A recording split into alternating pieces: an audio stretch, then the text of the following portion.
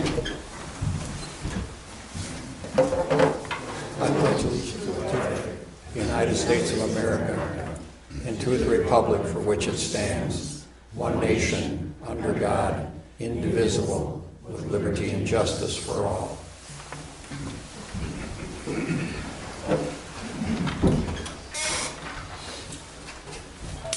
So after roll call, I would suggest a motion to suspend the rules and move item 20 and 21 to position 2A and 2B, so that the folks here from Marshfield Insurance and Marathon County CPZ can present their stuff, and then they wouldn't need to stay for the whole meeting. So roll call: Dan. Here. Carolyn. Here. Tom. Here. Rod. Here.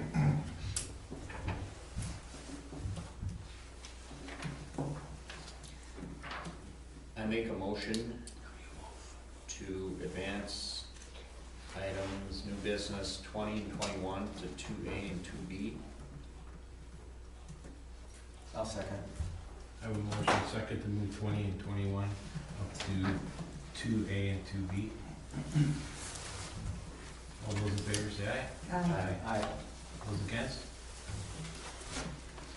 Approved.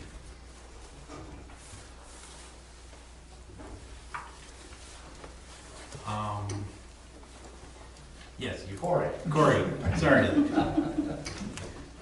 you mind coming up to the podium for me, please?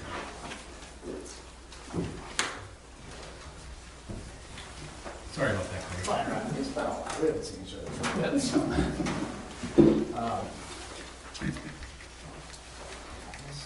I have a packet of information for each of you. John, right? Yes. I don't know if you've distributed this information to them yet, or what I sent you. What you sent me, I put in their packets, yeah. Okay. I have the actual policies here, so. Okay. These to you. Okay. Nice to meet you, by the way. You do. It looks like you all have something that starts out looking like this, huh? Yep. We wasted a lot of trees for nothing. I have a whole bunch of packets. Does anyone in the audience want one of these packets? Pardon? Does anyone in the audience want one of these packets of the insurance? Insurance summaries. Really, at home? One taker, all right. Yeah, okay. Okay.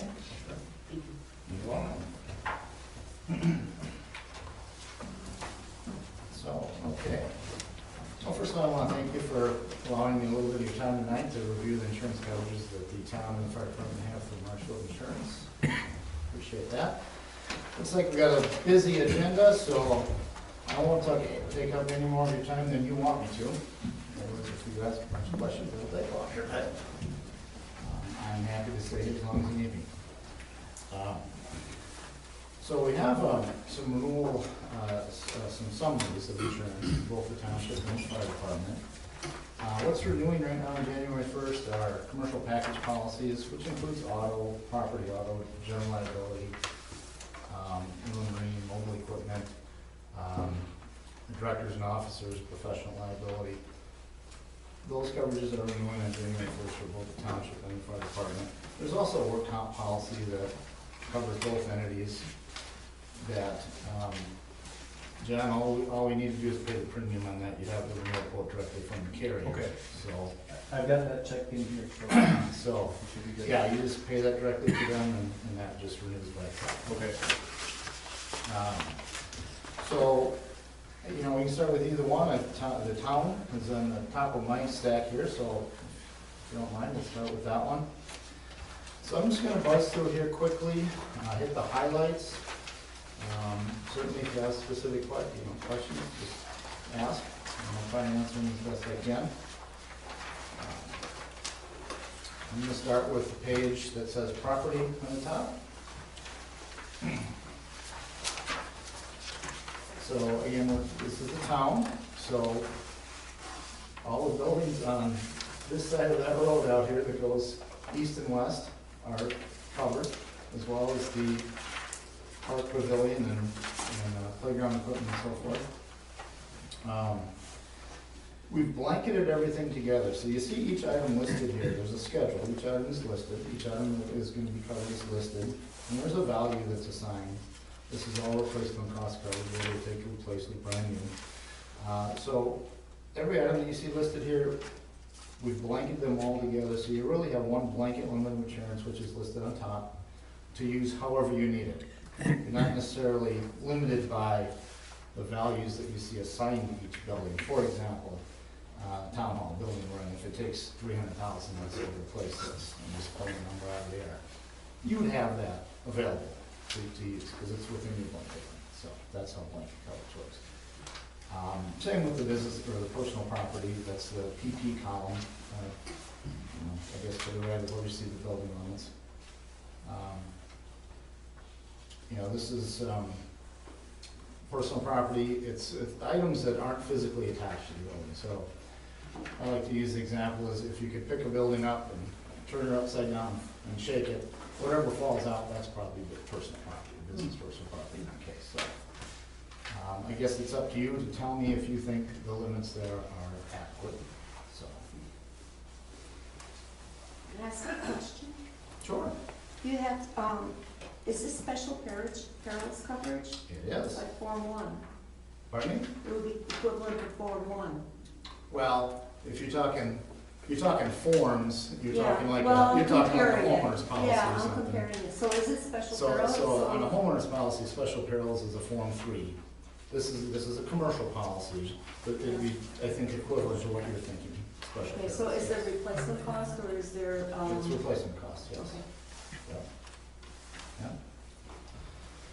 Any other questions on the property section here?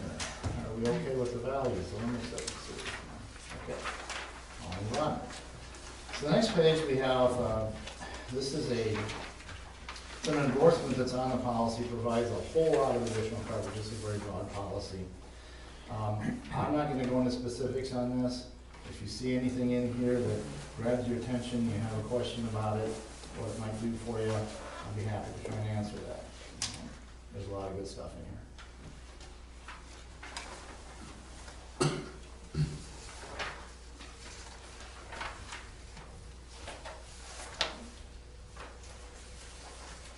We can keep moving if you'd like. I'm going to flip the page to the page that says inland marine on the top. So here's this is mobile, inland marine is designed to cover, in this case, mobile equipment that is not specific to a location. It would leave a prescribed location. So you've got 3 items covered here. There's also, under additional coverages, there's also a $75,000 limit of coverage for smaller items, unscheduled things, up to $5,000 in value. And again, this is all replacement cost coverage. Last year, we did look at some higher limits, for example, the grader. We've got a value of $271,000 attached to it. And if there's a total loss on that grader, you want to replace it with a brand new grader, similar kind and quality. It may take more than that to do that. Last year, we quoted a $350,000 limit on the grader. It was an additional $158 last year. We quoted a $300,000 limit on next year, which is an additional $240,000.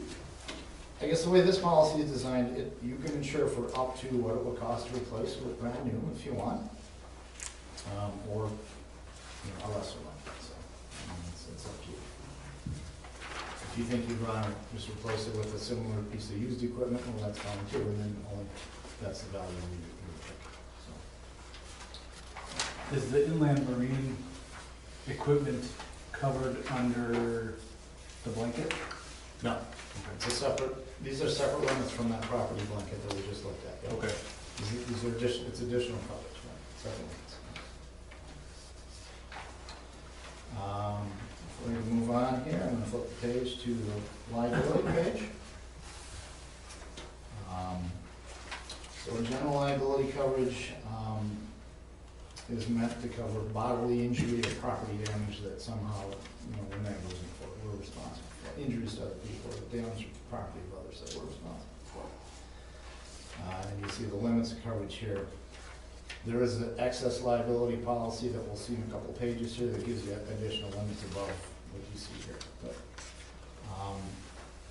employment practices liability, and the fire department is included on this coverage, which is on the town policy, but the fire department is named here as well for this coverage, employment practices. So this is if someone wants to bring a claim against the township, fire department, I guess, for, wrongful termination, any sort of discriminatory hiring, firing practices, things like that.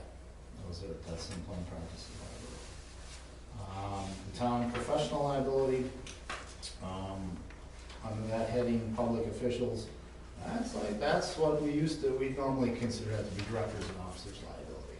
That covers the board and any township employees as well, but any acts or decisions that you make or don't make that somebody may claim adversely affected them. And they want to bring some claim or suit against the board or an individual along those lines. So, any questions here on the liability? One thing under law enforcement, we have a town constable. What does the constable do? I have a question for you, I guess. What kind of duties does the constable have? Dog license. Well, Picks up stray dogs. Okay. That's what have you, but I think, Okay. he does I don't think- occasionally get called about, other things. Other things. Yeah, Just other to enforce things. the town ordinances. So Okay. recently I had a interact with him about junk vehicles, I think. Okay. So I think what I want to do is dig into this a little bit more. Because there's coverage for a police department, let's say. We don't have that type of coverage here. We're not intending to cover that type of exposure. And I don't think a constable, just having a constable rises to that level of exposure of a police department. But I'm gonna dig into that a little bit and ask some questions on that, just to make sure that we're covered, and what the constable's doing.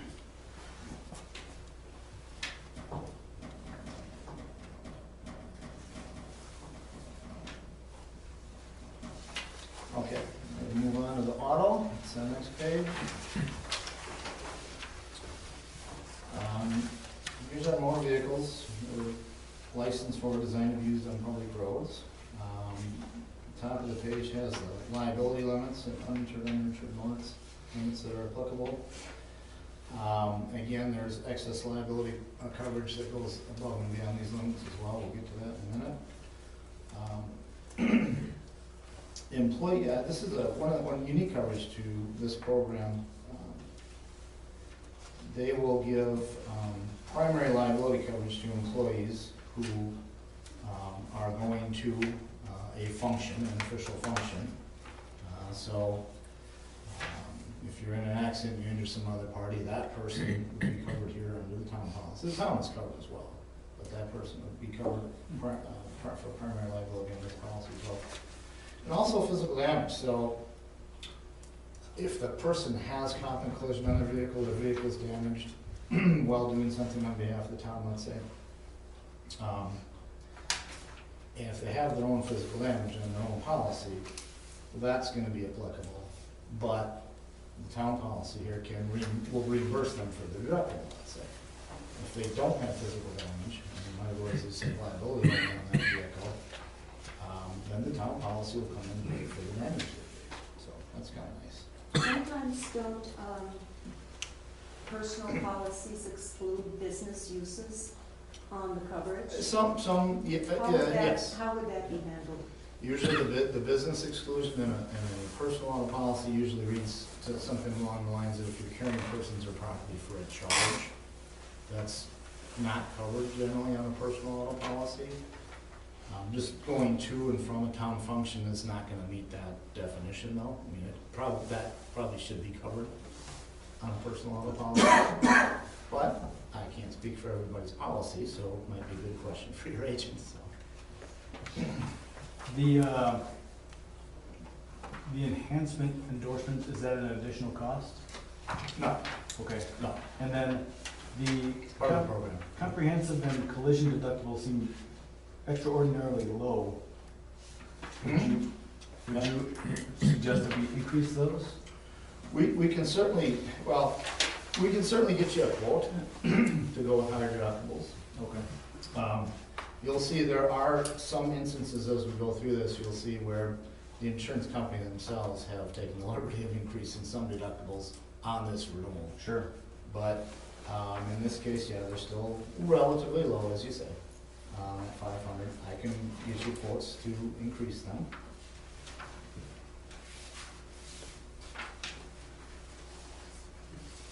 Obviously, generally, higher deductibles, lower premium, so we'll take a look at it. So again, unique in the program here, this is not like your personal auto policy where you get actual cash values on your car. So if your car is total loss in your personal auto policy, your insurance company's gonna reimburse you for what it was worth at the time of loss. Okay, so I have another question, because my husband's the constable. So Okay. he gets paid per call to go out on a call, that's, you know, part of his, structure within the township. So he would, and we have our insurance with Marshall Insurance Agency too. Okay, great, thank you. So, so if he's en route and he gets in a car accident and the person's dog that he's transporting were to get killed while it was in his care, would his personal insurance then say, well, you were involved in duty for the township and so you have no coverage because you were under a business and you are actually in a paid status. Yeah. So then what happens? Well, since you have your coverage with our office, I can actually answer that when I take a look at your policy. My guess is With the that, progressive, okay, well, my hunch is that you're still gonna be covered on your personal auto policy for that scenario that you just mentioned. But I can take a look at it. If for whatever reason you wouldn't be, there would be coverage here. okay, for that you. answers my question. Okay. Okay, so one thing I want to say about the auto coverage here,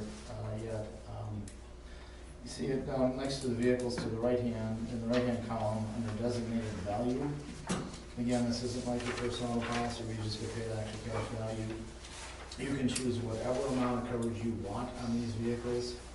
So the idea would be, well, if we want to replace our vehicle with a brand new one, well, let's find out what it costs to do that, and you can insure for that. And then if your vehicle's a total loss, your policy will pay you that limit. You have to go and buy a brand new vehicle to replace it. Or something less than that. Again, last year we looked at some different values on some of the vehicles. I'll give you a couple of examples here. The 2006 Chevy pickup truck,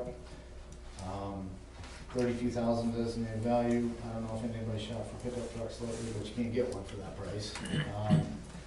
We quoted $50,000 last year. You might not be able to get one for that either right now, but the $50,000 value was an additional $48 last year. Again, one more, the International, it's a plow truck, one truck. We have $110,000 value on it now. We left that $150,000 value last year, that was an additional $98. So something to consider if you want to change, talk about different values on these things. I'm gonna move on here, excess liability. So I've referred to this a couple times already. This is simply an additional limit of liability protection that goes above and beyond your general liability limits, the professional liability limits, and the auto liability limits. Goes over the work comp employer's liability limits also. So you really have a total of $5 million for an auto liability claim, for a general liability claim. And the aggregate limit would, you'd have a total of, on the general liability, a $10 million aggregate limit with the $2 million you get with your general liability policy. So 5 million, 10 million are essentially the limits that we have for page, premium summary. There was not a large large increase on the town premium this year, about 5.5%, 5.5% over the expiring policy premiums, which is pretty good considering where the commercial insurance market is at right now, so.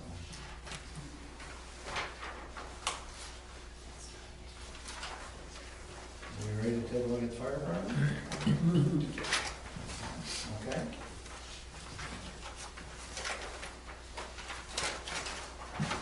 So some of the coverage and terminology is going to be similar to what we just talked about. I'm going to start, again, we flip to the property page. For the property, we've got two buildings covered. Obviously, the main building, and there's a storage in next to it, next door there. This coverage does work a little bit differently from the township. We haven't blanketed the building coverage here. But what this policy, what the fire department policy gives you is a guaranteed replacement cost. So they assign a value, but you're not limited from the coverage standpoint to the value that you see here. If it takes $1.2 million, let's say, to replace that fire department building, that's what you'll get. It's guaranteed replacement cost. The personal property in the shed, in the fire department building, those are blanketed together. It's not indicated here, but well, actually it is when you read on the coverage includes, it does say blanketed, 78,500. All the fire department gear is covered separately. So when you think, well, how much, 72,600 or 78 blanket limit, whatever, that's not enough to cover all the property in the building. Don't worry about that. All the fire department gear is covered separately, and we'll get to that in a little bit too. So this would be like tables, chairs, office equipment, furnishings. Furnishings that are customary to a building, I guess. So. Again, there's this enhancement endorsement, platinum pack endorsement. A lot of good stuff in here, but we could spend a lot of time on this. But if you see anything that jumps out at you, I'll be happy to tell you more about it. Otherwise, we can flip on to the marine. And here's the top of this portable equipment. Blanket guaranteed replacement cost. So again, there's not a maximum limit as to what you would get paid here if you have a total loss in all the fire department gear and equipment. Just whatever it takes. That's what you have for coverage. John, you said there's a $500 deductible here. I mean, if we want, we can look and see what we would say by going higher. So.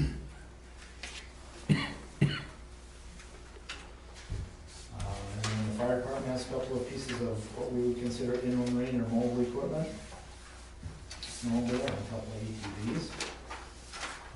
Again, this is replacement cost coverage, so insure them for what it would take to replace them with brand new if you want. Limits I see here might be a little bit low, and today's what it would cost today, I don't know, but we can always do something different if you want. Next page, there's a inland marine package endorsement here too. Again, I'm going to flip over this, but there's a lot of additional good coverage in there. I'm on the liability page now. You can see this is general liability we talked about before, bodily injury and property damage to other people. In addition, we get firefighters liability, emergency medical services liability, management protection liability. Again, that's similar to like the directors and officers for the town. And employment practices coverage for the fire department is covered under the township policy. And we also have some specific coverage for Fall Fest, special event coverage, coverage for the fireworks show is included in the festival itself, and also liquor liability. So we are serving our own alcohol. That is included then. That is included, yes. Yep.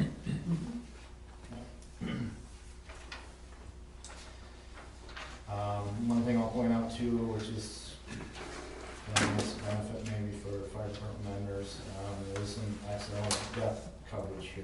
the fire department members. It's not a lot, but it's 10,000, but it's something, it's included in the fee.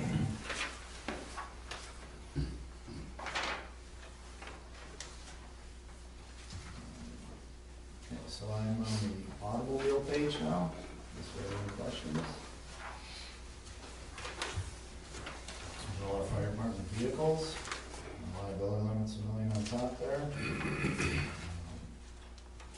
There's, I didn't mention this earlier, but there's coverage for commandeered equipment too. If we have to commandeer a vehicle or a piece of equipment used in an emergency situation, that commandeered equipment's automatically covered too.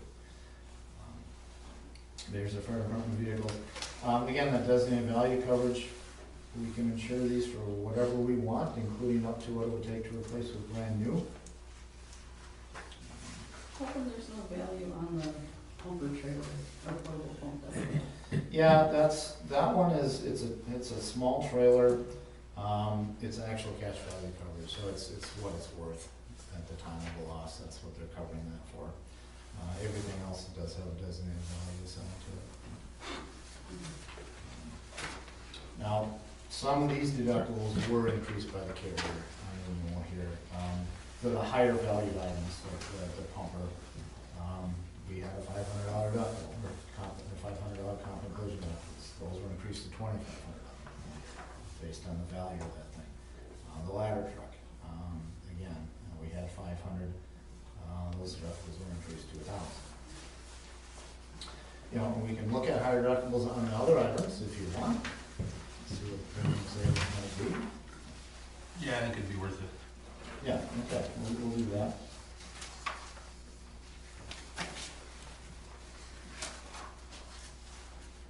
Okay. Next couple of pages just talk about designated value and what to consider when you're picking those limits. We've kind of already touched on that. There's an auto enhancement endorsement.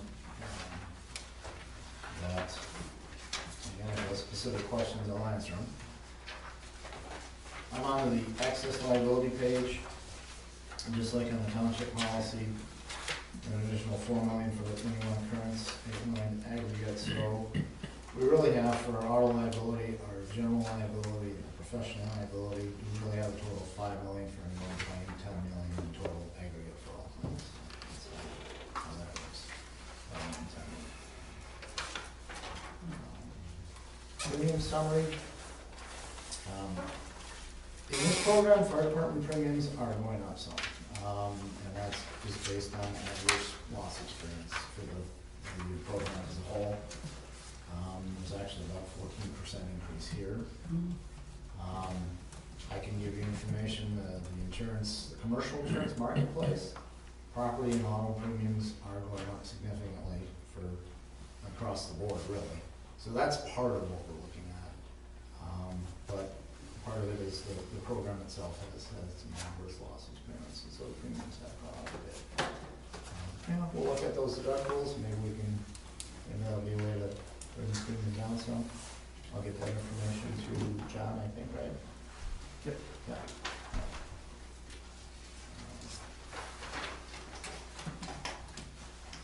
So, any questions? Again, the work comp policy renews by itself, which means as long as we pay the premium. There is a cyber liability policy that renews in February. It's a very good policy. I'll get you more information, John, on that one. We'll get that renewal quote in.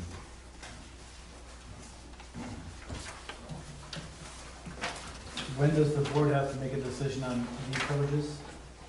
They go into effect Well, January 1? it's a January, yeah, these are January 1 renewal dates.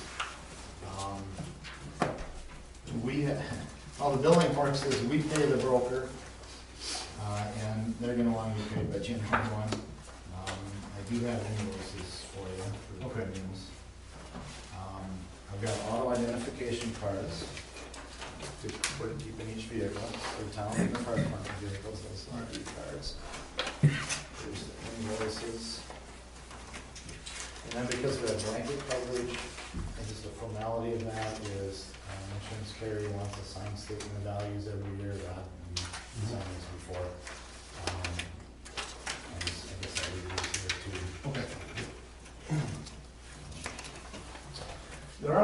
resources available too, like safety-related resources, mostly specific to the fire department. So if you're ever interested in looking at what's out there, I can help you with that. Okay. Any questions? It says co-insurance percentage on here, what does that mean? Already seen that on statement of values? Yeah. Okay. That's kind of that's a generic statement of values form. There's no co-insurance on these policies in, Okay. in this program. Okay. Yeah.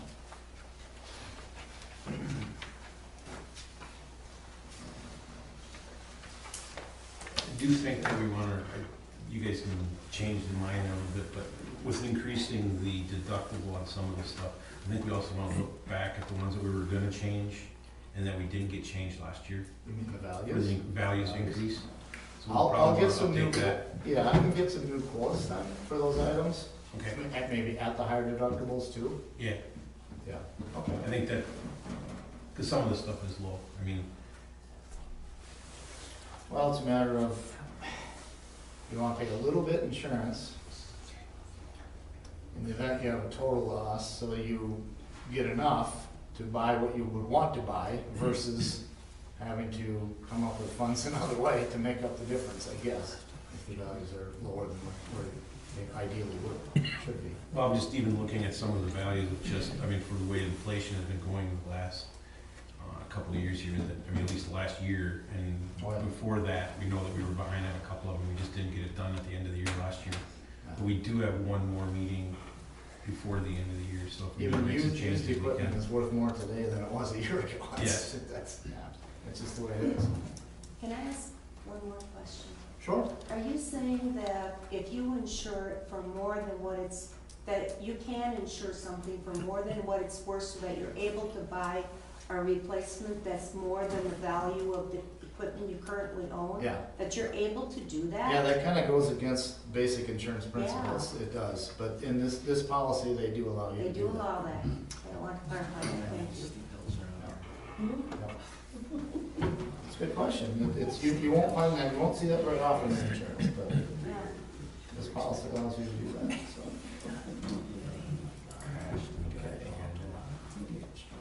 Anything else? I got a question. Does our town have insurance for a resident that's just driving down the road and the road was in bad shape and it damaged the vehicle? Potentially. You know, if there's a known hazard out there and the town doesn't do anything about it, and then somebody drives, let's say, big pothole, whatever it is, and somebody drives through it and damages the vehicle. You know, it all gets down to, you know, it would be a liability situation for the township. Liability is triggered based on negligence. Was the township negligent? Now, I don't decide that, but I mean, if we get lawyers involved, eventually somebody will decide that the township was or wasn't negligent for that. And so potentially, if the township was deemed to be negligent, they should have done something about it before the incident happened, then yes, there would be coverage. It's covered. Okay.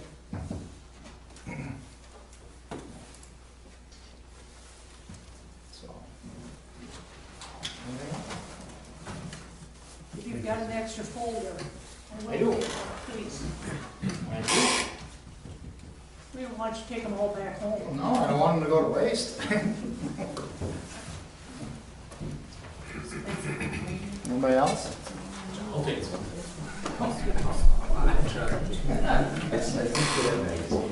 If those are for our policy as it sits, probably just leave them with John so he's got them in the office We in can case. do that. You must In case somebody loses a copy. Everyone wants your stuff now. Didn't know insurance was that interesting. Thank you very much. Oh, you're very welcome. I appreciate your time and we certainly appreciate your business. Thank you very much.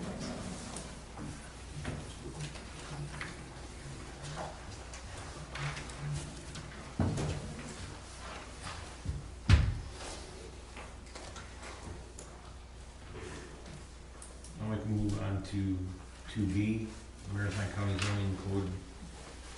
Comments for that? Wants to tee it up. Yeah. Okay. If you don't mind. Okay. Hello, Lori Skimmons, the Director for Conservation Planning and Zoning in Marathon County, and we're here just to give you an overview of the amendments that have been proposed thus far for Chapter 17, the County Zoning Code. And in terms of timeline, we're taking initial comments from the county zone towns through this Friday. We will bring those comments along with some other discussions we've had with our Environmental Resources Committee back to the Environmental Resources Committee in January and prepare a draft of the Chapter 17 code that will then make available to the towns as well. We're going to hold an open house on January 19th for the towns to give comment on proposed changes, and we'll take additional comment feedback from the towns and then bring it back before the ERC again in February. Sometimes they consider adopting it in February. Our ultimate goal is to get amendments updated by March at the latest so that we can go into the next construction season with the new code. Shad Harvey, our Land Resources Manager, is going to give you an overview of the discussions we've had with the ERC thus far, and what was put in your packet of the summary of changes we talked about with them thus far, and then we can take questions. Hello. I believe in your packet you should all have a kind of a table of some of the changes that we're in. Yep, that now we're right there. Yep. So I'm just going to go over these real quick. Again, stop me if you have any questions, and then we can kind of get in if the board has some recommendations that they'd like to bring forward and let us know so we can bring to the ERC. So just we'll start with number 1. This is just our general code reference updates. Spelling, formatting, as we go through the code, we notice there's some spelling errors or things like that. That will just be corrected. Some general references. State code gets updated periodically, so just making sure those references are up to date in our code. The second thing we'll be kind of looking at is the potential to have additional clarification for our use and area variances. Currently, our code only acknowledges area variances. It doesn't address use variances. So we're looking at the potential of adding that in there as well. The Wisconsin Supreme Court does distinguish between the two, area variance versus use variance. So potentially we might be looking at adding a use variance into our code. Number 3 would be the removal of the conditional use process for an accessory building that exceeds the dimensional limitations of Table 6, which is our accessory structure table. What we're trying to get away from here is this conditional use is actually considered an area variance. So it's kind of bypassing some of the procedures that we already have in place.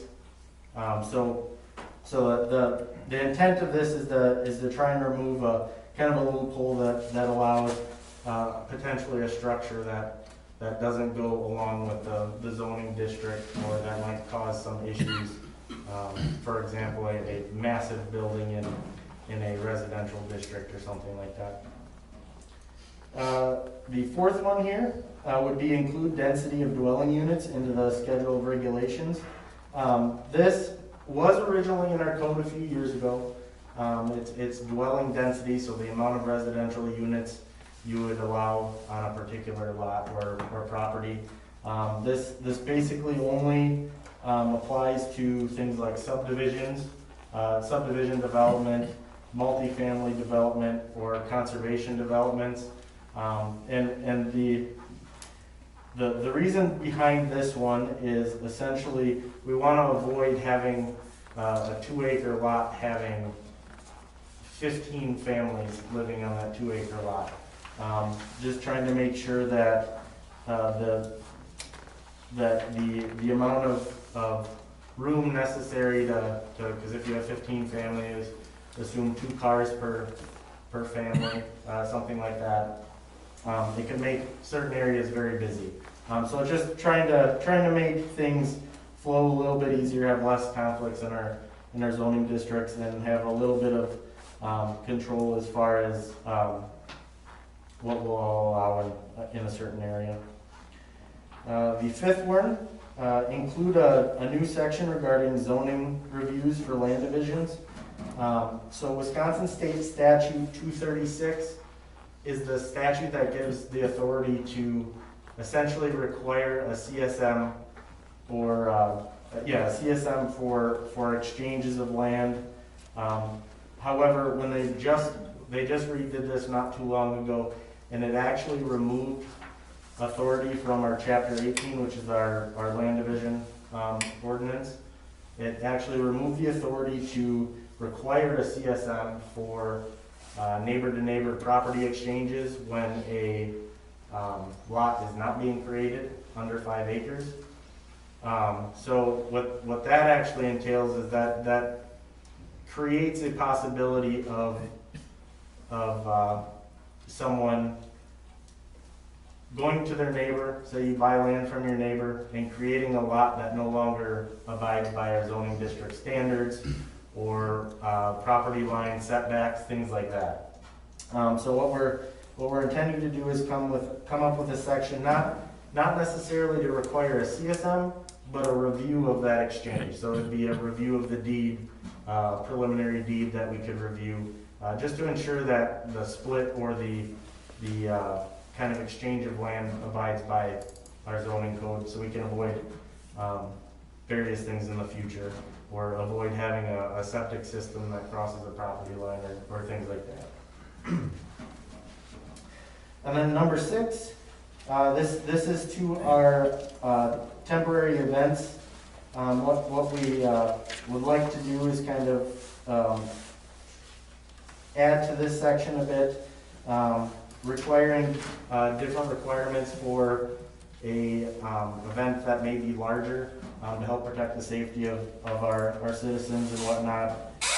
For example, if you have an event of 1,500 people, which can be a quite large event, requiring things for 1 hour's operation, emergency management plan to some extent, if something were to happen, travel ways, things like that. We'd like to add that into our code to require that, just to make sure that we're making sure everybody's safe at those events and things like that. If you guys have any questions regarding those, or have any questions or comments on what you'd like to kind of have us bring forth to the Environmental Resource Committee, I'd be happy to answer and hear them. Now, with the way you kind of described through this, one of the issues, and I know that I've brought it up with you, was the size of garage doors on buildings. Because it's come up to some of our residents where basically they're able to build this building so big, and all they want to be able to do is put that door in it, but they can't put that door into it because they're kind of zoned wrong or whatever. Okay. And does any of that get addressed in here, or is that?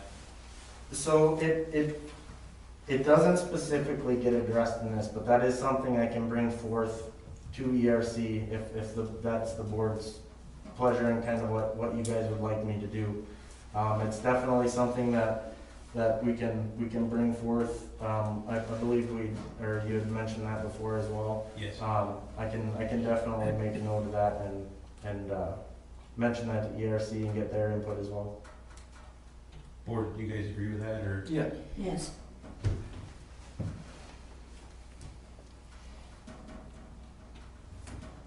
Is this stuff online that we could read, the stuff that you are looking at making changes?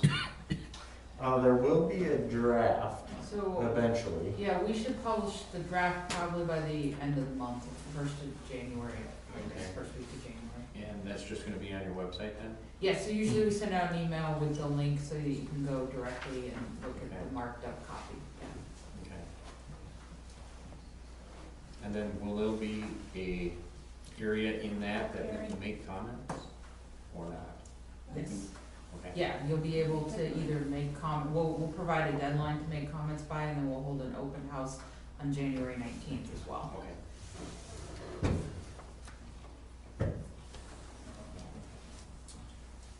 Okay. Just for clarity on the garage door height thing, just to make sure, is essentially your recommendation to increase that or get rid of the garage door height? I'm gonna interrupt here. What we've talked about, and this has been going for a long time, is the sidewalls I think we're restricted at what, 12 feet? And we want to put it up so that you can have a 16-foot door. Anybody who has a camper will not fit in a 12-foot high door. It just does not work. And this is just for residential area. It's not the subdivisions. We're not including in that. But it's so that people can, when they build a shed, it utilizes the equipment that they have. And this is residential. Well, I think it's a two-way, we've also, she's correct on that one. And it's also that even within the building, even if we don't increase the sidewalls, that we allow them to be able to, on the end of the building, to be able to put a door in that can fit into that building. If they can find an engineer that can figure out how to do it, which they can do it, they can go higher, even if they only have the 12-foot sidewalls, by the way that, I mean, if they go in where the peak is. 12 is hard to do with the truss. Well, if there is trusses that they can do to correct that. And so if one doesn't seem feasible to the whole county, then maybe we can get the other one at least. Is there a building limitation size that goes along with that? As far as, it depends on the zoning district. Some zoning districts, for example, if you're rural residential, there is a maximum building size. I believe right now it's 1,800 square feet. And then as far as, or like LDR would be the max building size could be 1,200 square feet. But things like real estate, general agriculture, farm preservation, those don't have a square footage standard. They do have a height standard of 35 feet tall, but they don't have a garage door height standard or a square footage standard in those districts. But in a residential, what would that be equivalent to? A 2-car garage, a 3-car garage? So I believe a 40 by 50, 2,000 square feet or something like that. So it'd be just shy of a 40 by 50 building would be the rural residential. Well, I'm talking, yeah, rural residential, so somebody could put up, see, I don't know, when you're talking square footage, I can't relate that to how many vehicles I can fit in there. So I'm Break it wondering, down to 30 by 40. 30 by 60 is 1,800 square feet. I just Googled it, it says the average 2-car garage size ranges from 400 to 720 square feet. so they should have room then to be able to put the extra amount of building up to put their vacation vehicle in. Well, the issue really hasn't been, for the people who've talked to me, and a couple of people that have, it's not the size of the building as far as the square footage that they're having problems with. It's working in with the garage door size. Because right now, the garage door size is so restrictive that they will not fit. Even if they can find an engineer that says, I can do that with that height and those sidewalls, and I can make that all work, I can make everything work, but with the way the way that is written, they cannot put that door in because the door is. I was just curious if there was a size limitation on the building too. I ended up going with a Wayne Dalton door in order to get the clearance for my shed, and I'm ag.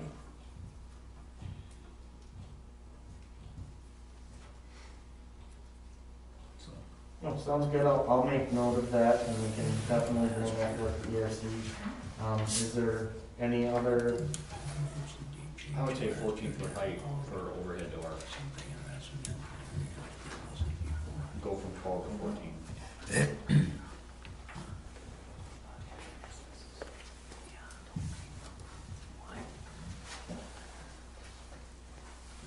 The other thing I have an issue with, it's not my issue, but we have had, and you're very much aware of the major business in a subdivision.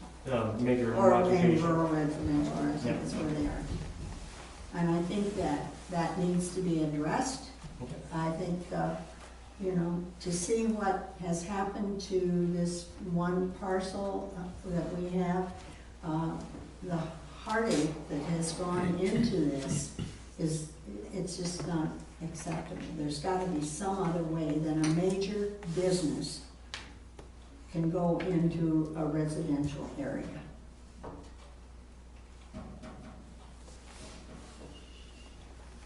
I believe you're speaking of the major home occupation exemption, essentially that states they don't have to go through the conditional use process if they do the majority of their work off-site of their home, essentially. Mhm. And then, and I can definitely, I just wanna make sure the board, if the board agrees, I can definitely bring forth, that it is, I would say, a bit more powerful, of a statement if the board kind of agrees to bring that forth, to ERC, and if you guys are okay with it, I definitely will. I'm fine with that. Yep.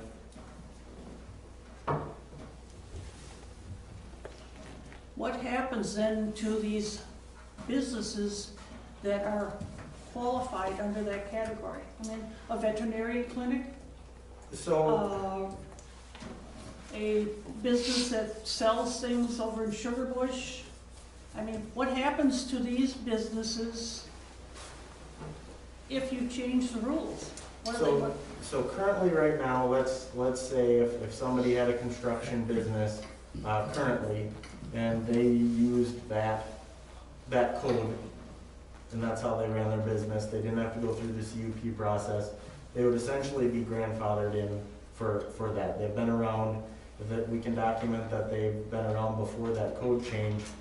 This would only apply to the newer businesses kind of coming online. Or for example, how old do they have to be grandfathered in? before this code would be changed. So if they started today, they would be under today's code. The one thing I will add with that, let's say somebody has a business and they're in one location. If they were to sell their house and move, they would then be accustomed to go towards the new code. Because they'd be in a different location.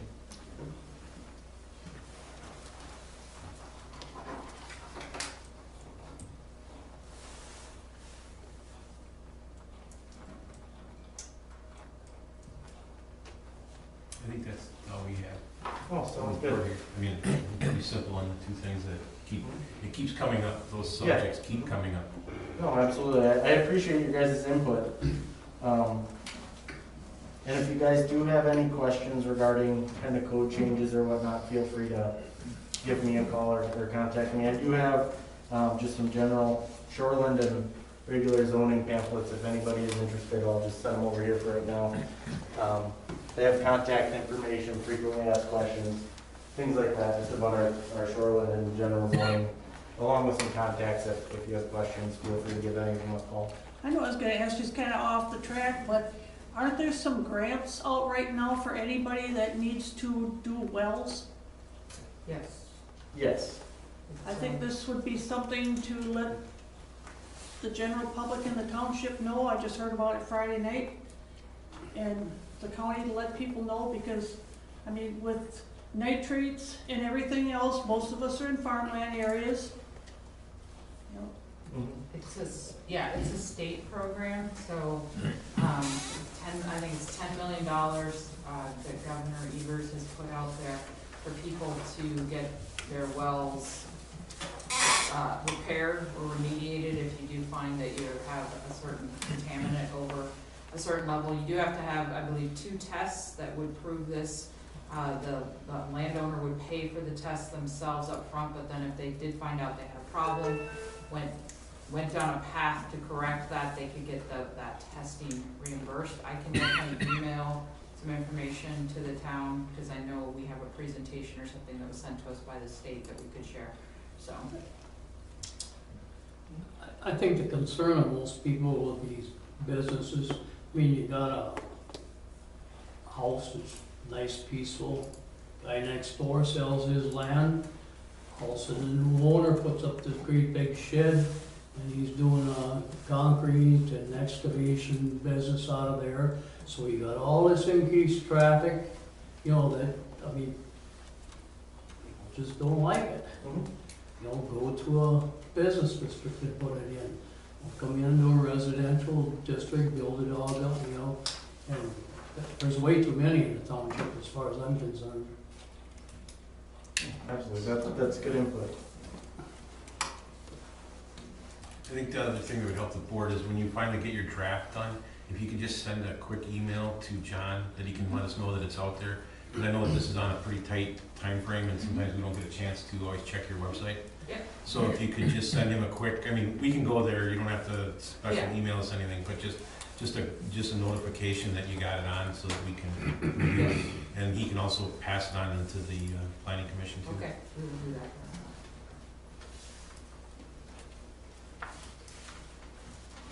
Okay. Sounds good, yeah. Thank you guys. Thank you.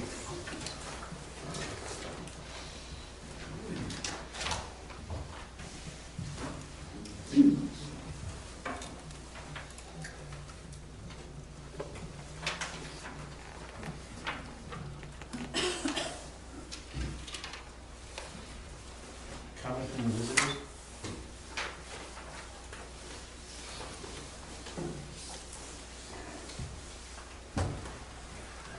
Okay. Approving of the town board minutes? I'll make a motion to approve the minutes of November 14th, 2022. I'll second it. Any further discussion? A motion and a second to approve the minutes. All those in favor say aye. Aye. Any against? Minutes approved.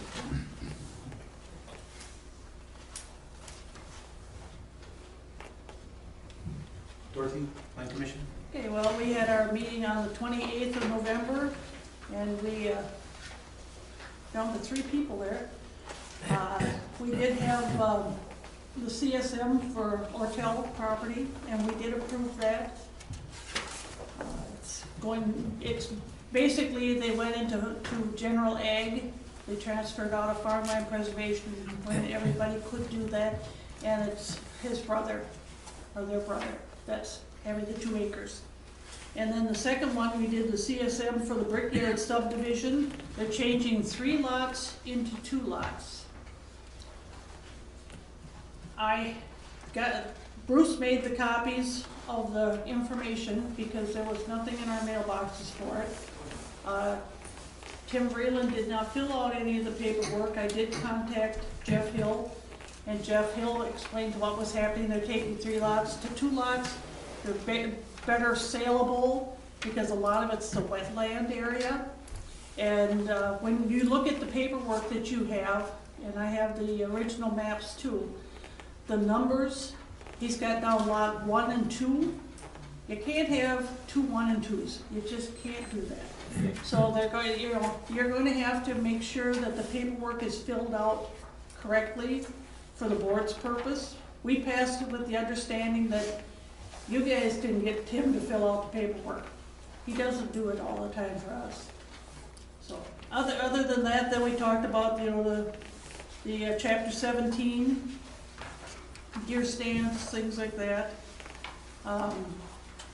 I'm not sure if we were gonna turn our timesheets in, but it's kind of, there's a couple issues that have been sent to the county. If they get back to us before the end of December, then we'll have a December meeting. That's why. But any questions?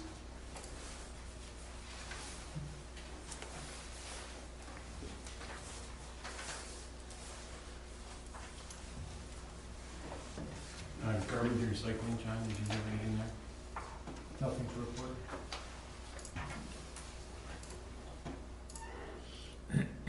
Library and website? Dan? Yeah,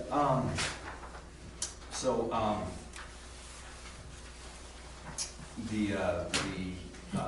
.com website's been renewed for 5 years, and then John's actively working on getting the .gov website operational, and then once that's operational, the .com website will go away, but it'll be redirected to the .gov site, and then just keeping that active for 5 years allows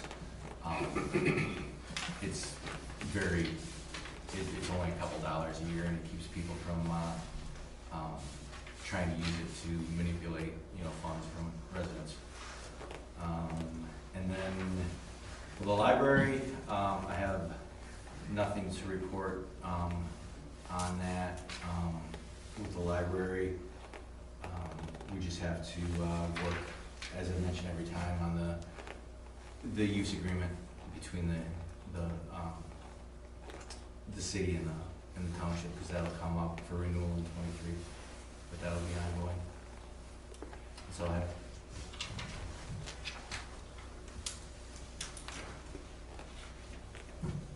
Lindsay Brown, speaking of this. Yes, actually, we'll have had 2 rentals now in December. We don't know, since I took over in April, we've had like 22 rentals. I don't, and I know that there were rentals sometime before that, but I don't know what that number is. So that's a good amount of people that, and it seems like more and more are wanting to rent it.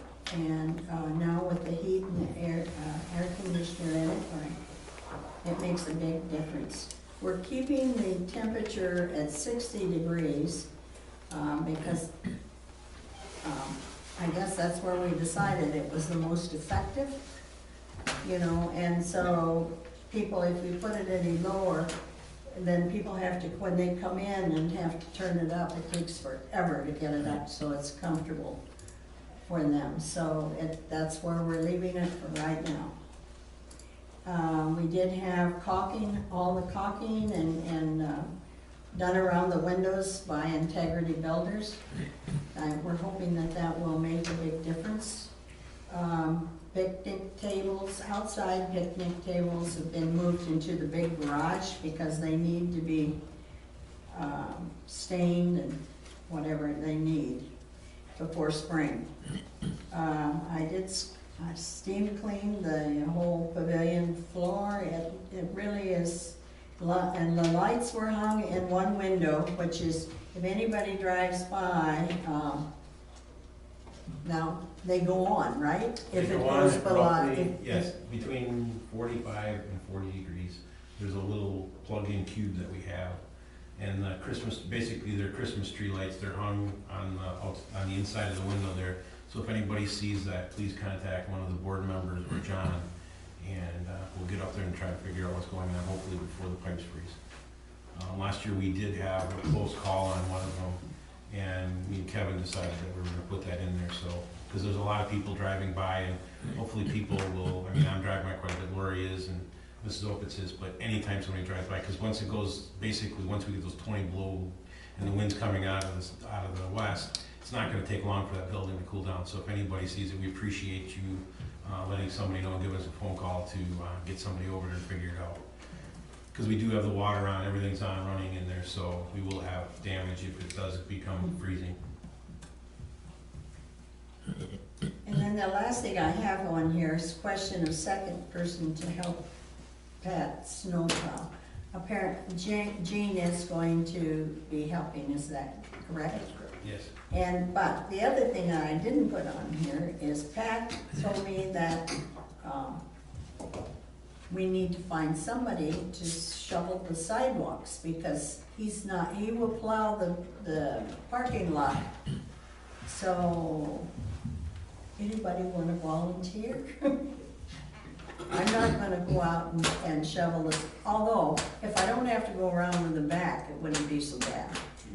I'm gonna tell you that the fire department's probably gonna tell you that you have to go at least from one door to the other door so that you can walk. You have to be able to walk away from the building if something happens. So there's the possibility we have to find somebody to help keep the sidewalks clean because we've got, like I say, I've got another person coming in. We've already had one in December, and we have one in like the 18th, and then we have them in, I think 2 of them in January. So there's a possibility we're gonna need some sidewalks shoveled. so, Is there a salt box up there at all? huh? A salt box at all? No, there isn't that either, No shovels either. no shovels. So that needs to be addressed, so, What I would like to, I guess if the board says it's okay, I'd like to entertain a thought of going and looking at possibly a electric solar to go around the building. Because sometimes it can drift in. I'd like to do a little research on it, see if there's some usable ones out there, because we do basically would have to stay to electric, because I'd like it to stay up there, so that it can be utilized. Not that we have to carry it between one of the other garages where you can legally have gasoline, and we can't have gasoline in that building. yeah. So, not to go out and purchase one, but just for the next board meeting to have some information on those. Okay, thank you.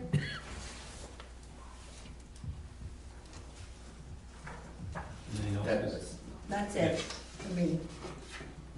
Yes, Dan? I was gonna say, is it Milwaukee make one yet? I don't know. Cordless one, I'm just making. I know a lot of, Milwaukee, I know a lot anything of else? companies are starting to, yes. Yeah.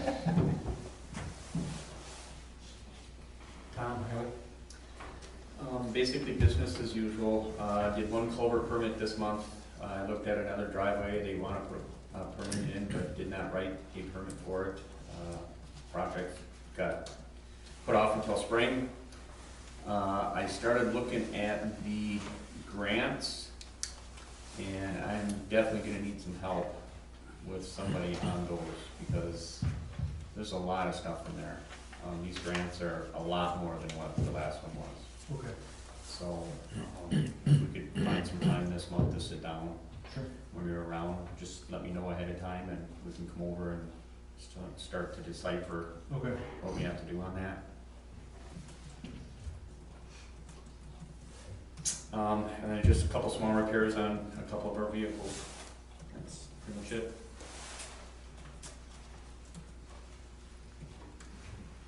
Fire department?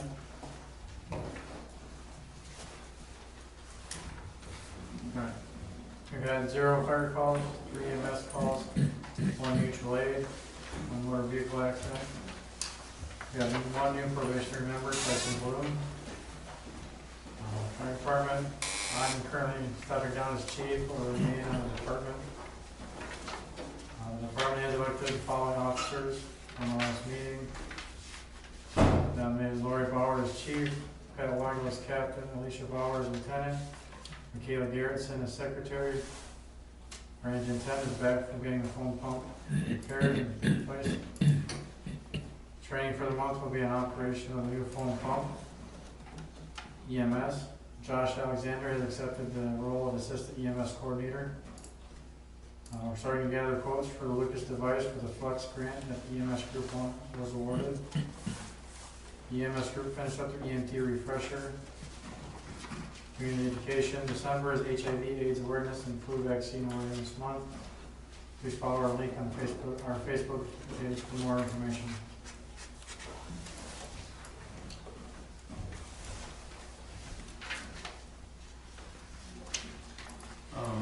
One thing we may want to check, now that you brought that up, is the Lucas device. We may want to check with the insurance agent to see if that's one of the things that should be posted, or should be labeled as.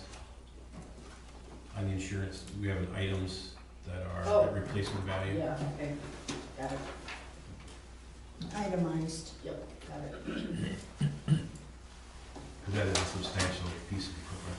yeah, got it. Any questions for Adam? Okay. Thanks, Adam. Thank you, Adam.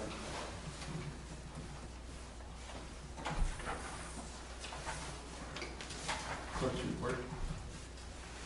Sure. So, let's see. I've received 1 zoning permit for a new home on Birch Tree Road. I've included correspondence that I received from the Marathon County Solid Waste Department in the packet stating that the tipping rate for McMillan will increase 4%. I'm not aware that we utilize this, so I don't want to pass the information along, but to me, that didn't make any, I was like, whatever, I don't care, so, I don't know if that's important to the town or not, so. KBIS did a review of 3 bridges in McMillan during the calendar year 2022.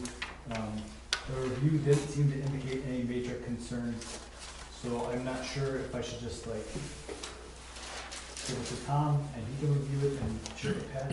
It's in with the checks, so I'll follow up on it. Okay. Yeah, like I said, it didn't seem to indicate any major concerns, so that seemed fine.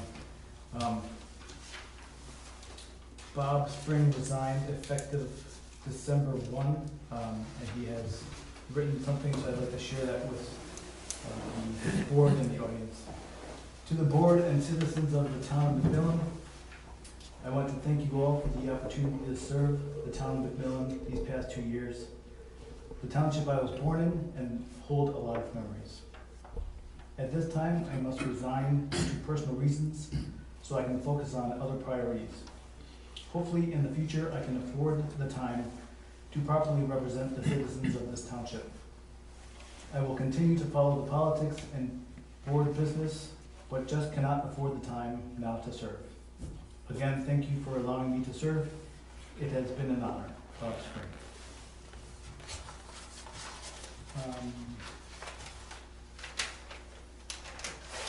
Let's see, so that's the end of the correspondence part. The checks are listed in your packet. If you have any questions, feel free to ask.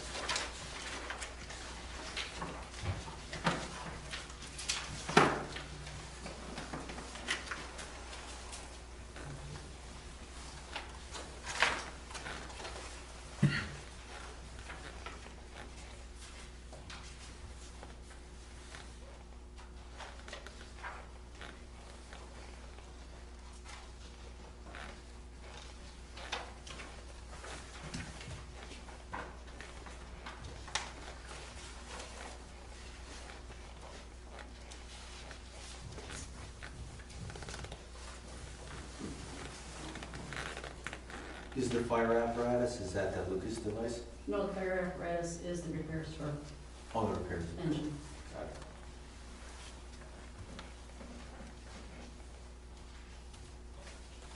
And that came in under.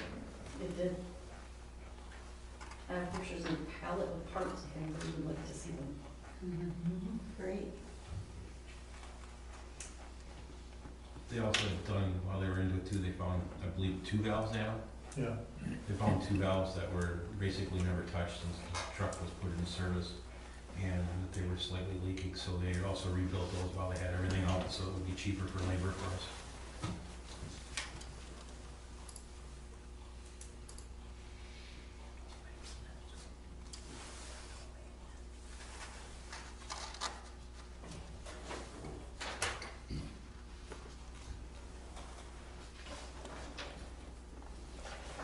These are just the checks, no electronic transfers? No, there's electronic transfers there at the That's bottom. 1, 2, 3, 4, 5, 6. Oh, yeah, I see, the ones that are 20221. Yep. Yeah, okay. I make a motion to accept check numbers 19201 through 19233, and the wire transfers 20221 101 through 20221 108. I'll second it. Motion second to approve the checks as stated.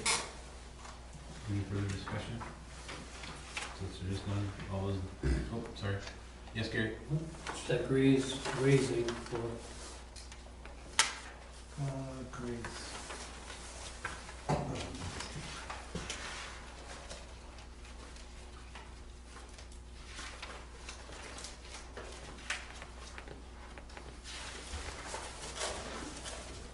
Looks like a plow wing. Blade for trucks.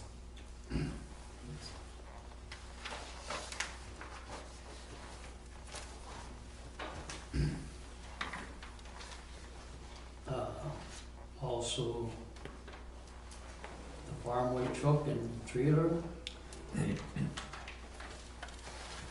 And right above that, the employer's mutual, is that,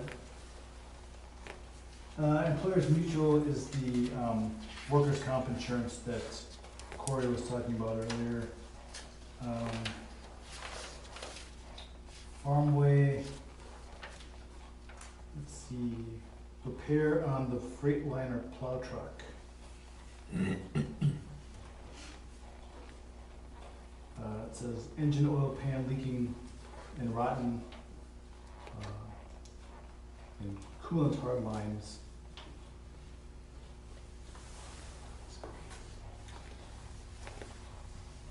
That's the pan we ordered like 4 months ago that finally came in and we got repaired on the plow truck. they had to replace oil pan, right? Yep. Chucky Roll. It is, from what I've heard, that out of the Cummins engine, that is fairly common on those. At about that age is when they're on the plow trucks that they're riding out. They did coat it and stuff, the new ones, so hopefully it'll go longer than the other one did.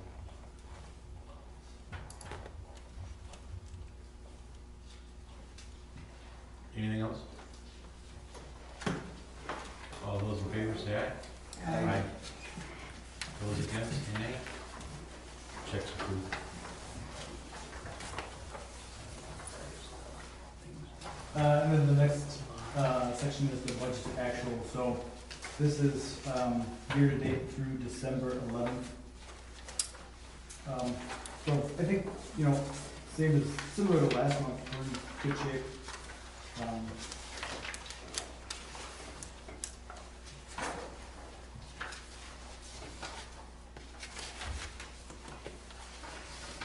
It looks like, so I must have dated the checks as the 12th, and this is through the 11th. So, you know, if you look on the fire department area, like that $28,000 expense isn't listed in there. So, I'll try and remember to get those 2 dates to align on the next report. But overall, in good shape. The only checks that were significantly large were the American Asphalt, Employers Mutual, and Farmway, fire apparatus, fire safety, and then waste management. So I didn't feel like it was anything out of the ordinary.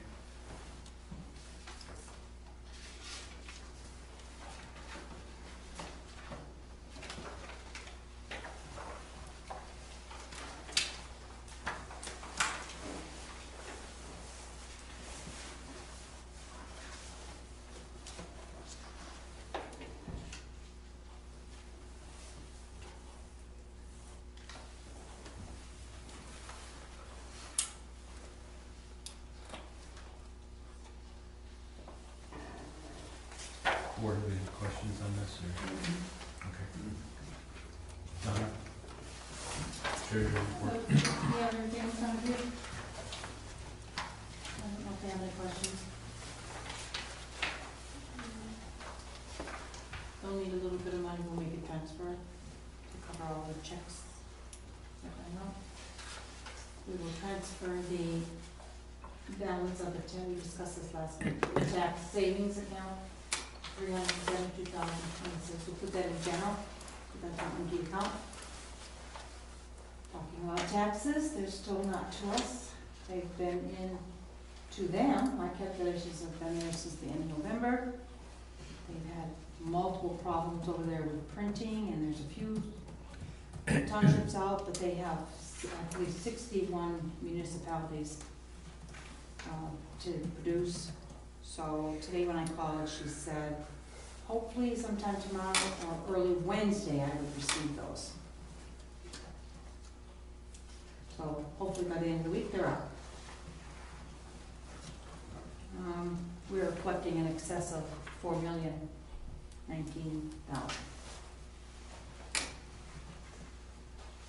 Are you gonna need assistance with stuffing envelopes, or? Nope, I'm ready. I've got everything marked up and ready. Okay. And I'll be taking those to Spencer, Quick Trip. They'll fold them for me, which will make it a lot easier. so that he knows that, and I was up there again the other day. He knows I'm gonna bring him as soon as I can, weather permitting on Wednesday, otherwise I'll do it Thursday at the icy, it's supposed to be so icy Wednesday morning. But otherwise, everything else is ready to go. Okay, if you need assistance with stuffing or whatever, Yep, I think the board's open for that, to help you with that, especially if Yep.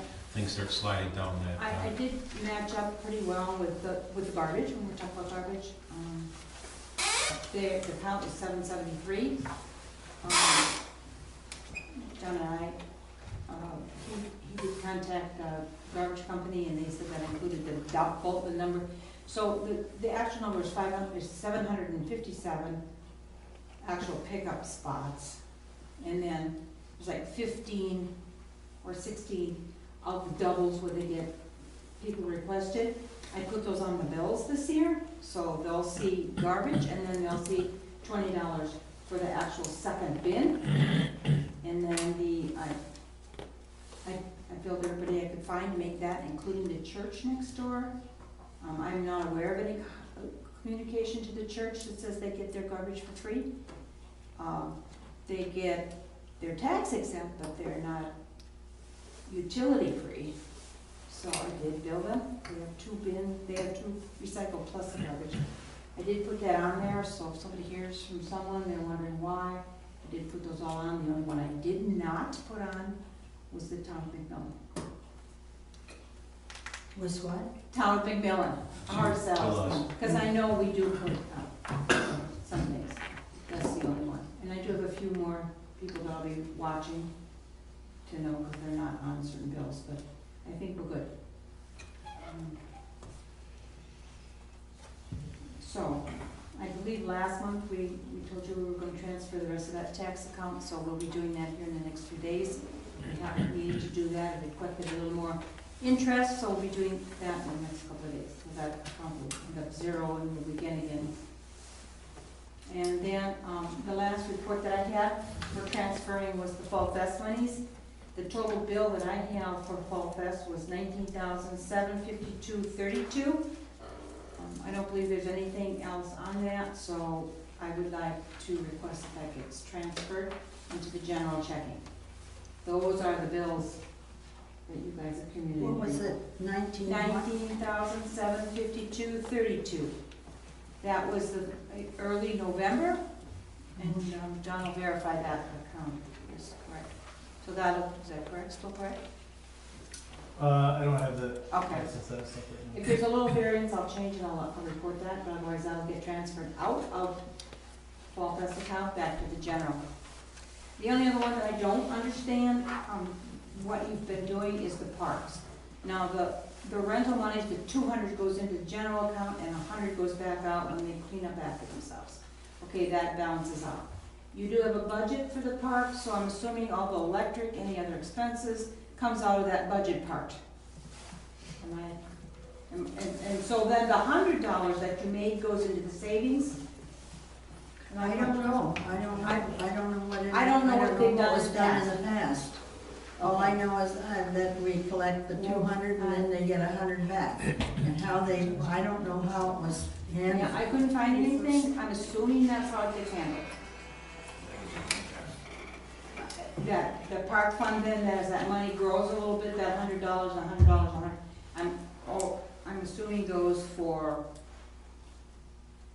maybe Well, major some of the maintenance expenses, or I would other guess, things to but replace. the things that we have to pay for, like we're gonna have to pay for all that stain and what have you with that, I don't know, I think it'd go towards, with the savings account, that's for projects. projects. Correct.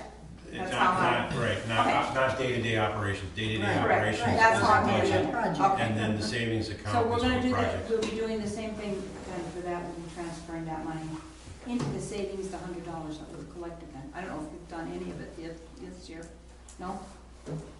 I would like to reconcile that, so maybe we can work Yep. together and then report out at the. The end of the month, at the last meeting, yes. We won't do it now, but we will be doing it. Okay. That's all I have unless you have questions for me.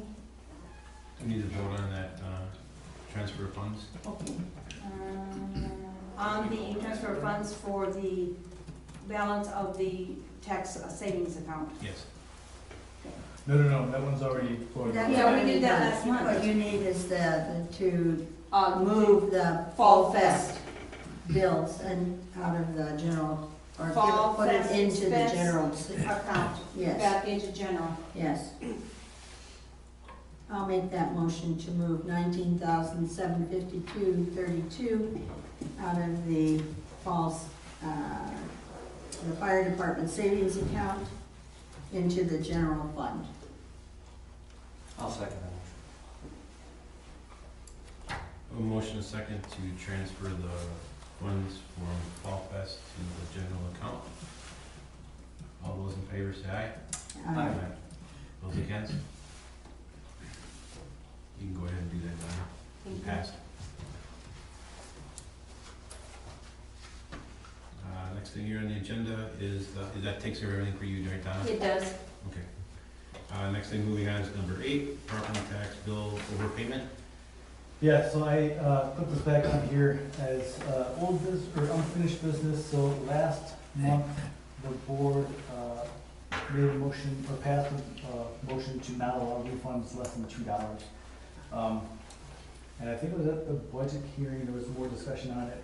And so I reached out to the Wisconsin Town Association, and they said that there's, that would probably be not a good way to phrase it. So I am requesting a motion today that would say refunds of less than $2 will be issued upon request only. And then, so if people, let's say that I pay my taxes and I'm owed a refund of $1.99. If I don't request that money, then it will stay with the town. So Donna and I will maintain a record of all of that money. That way, if, you know, I come on hard times in 10 years and I say, I really need that $1.99, town, like, give it to me, please. Then we'll have records to verify whether or not that person has received a check. You know, I can look in the accounting stuff, and then we'll have a record of who's owed refunds that have not been completed, and then complete that refund, you know, in 10 years. So it's. Did Wisconsin towns give you a time limit on that at all, or is it indefinite? Indefinite. Okay. But I think it's, you know, like, it's one of those things, it's kind of like, whatever, Target gift cards that don't expire. Like, if you lose your gift card, you're out of luck. So Target will just depreciate, they amortize that account, they have an account for whatever, uncollectible gift cards or something like that. So the value of that they have as a liability decreases. We won't decrease it.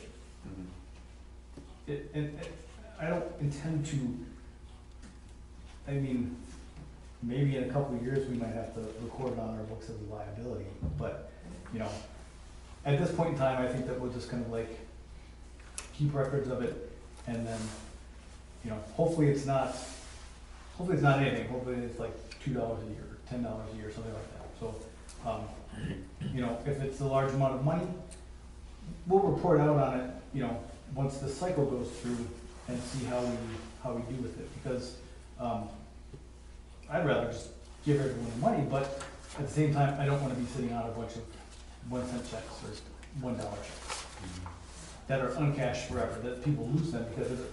Yeah. I would imagine that it costs us at least a quarter just for the check stuff, for each check, I would imagine. So, and then whatever, 60 cents to mail it out, so the cost kind of add up. And the Wisconsin Towns Association said that a number of towns do something like this, so I think that we're in good company.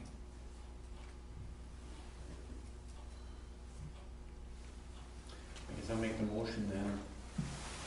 Do we have to amend are we amending the one we voted on last week then? No, so this would supersede This that. would supersede, okay. So I make the motion that we reword overpayments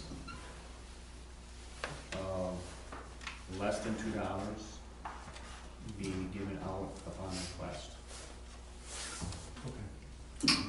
Okay.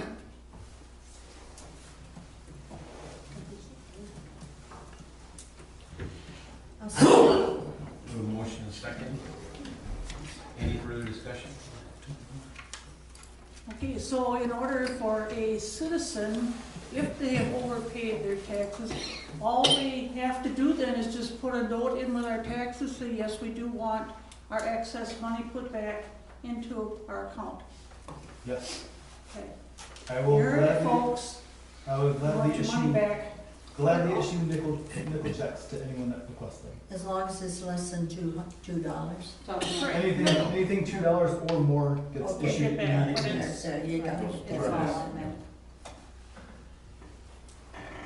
Thank you for reaching out on that too. Sure. Mhm. Any further discussion on that? Any questions on that? Okay. All those in favor say aye. Aye. Those against? Passes.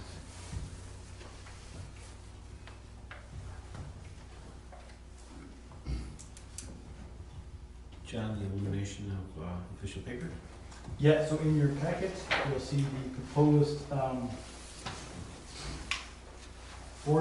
ordinance. This would be required to, change an ordinance. So this ordinance would be amending Town of McMillan Ordinance number 121-1, which is official newspaper. Whatever it says now, I can bring it up if you want me to read it. It would be replaced with, the Town of McMillan shall use posting pursuant to Wisconsin statutes as its means of giving notice. The Town of McMillan will have no official newspaper. And to refresh your memory, so this was, this doesn't box us into posting in the newspaper. We can post in newspapers if we want to. We can post in many newspapers, all the newspapers that we want. But this eliminates the need, the requirement to post in newspapers. So we can, posting budgets, we can put that in the newspaper. But if you remember, this body decided on a budget hearing date, or maybe it was at the workshop. And then, due to issues with the newspaper posting, that date had to be moved. And it costs money. We can issue, postings for free, or essentially for free, so.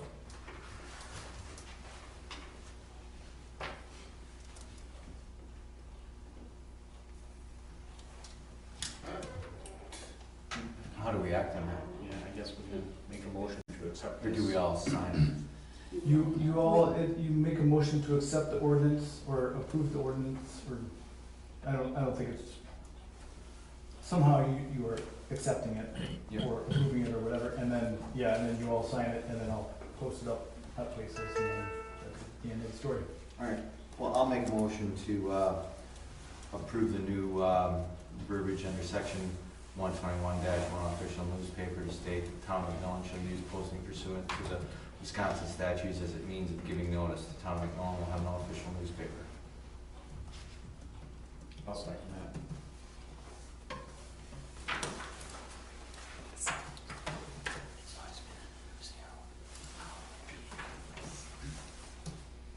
Any further discussion on that?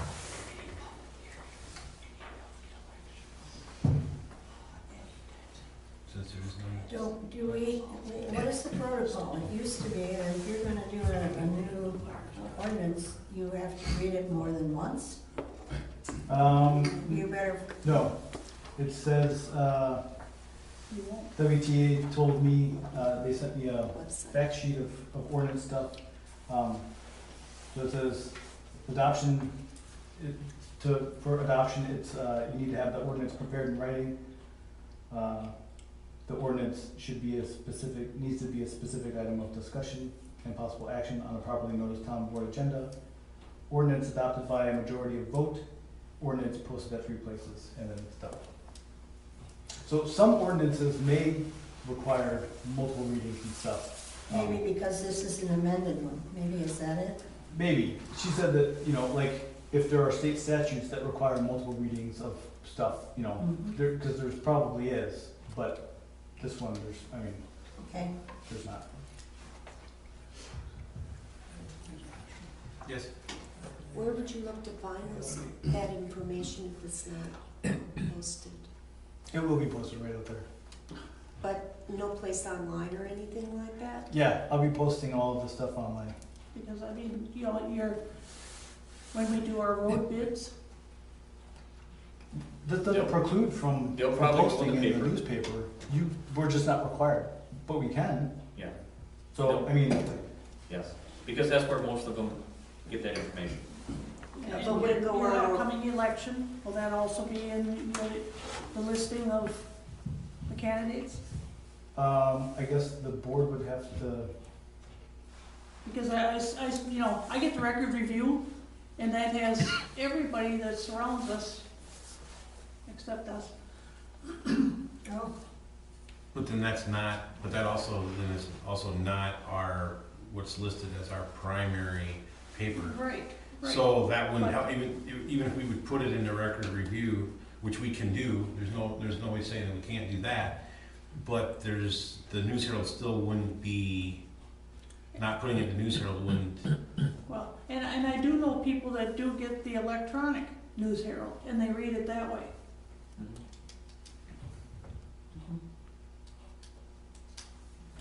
we're not saying we're not going to. Yeah, nobody's saying we're not It's going just to. trying to,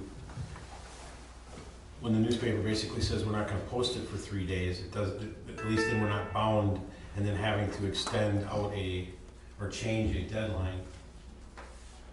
That's where we're running into trouble, and this isn't the first, this meeting wasn't the first time that it's happened. Recently. It's happened several other times where we're trying to get things done, and the newspaper basically says we're not gonna post it for so many days, and then we have to move that deadline again. It's like most government meetings, time is of essence.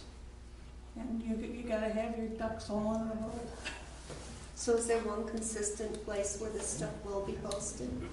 all postings will happen here, Resource Recovery, Belvedere, and on the, Website. Our website. Website. I'm gonna create an area for public notice. Okay, Because good. currently, like, stuff is getting funneled into town board agendas, so like the budget workshops and stuff, I was like looking at it loosely as, oh, that's kind of a function of the town board, so I'll just put it there so that it's out there.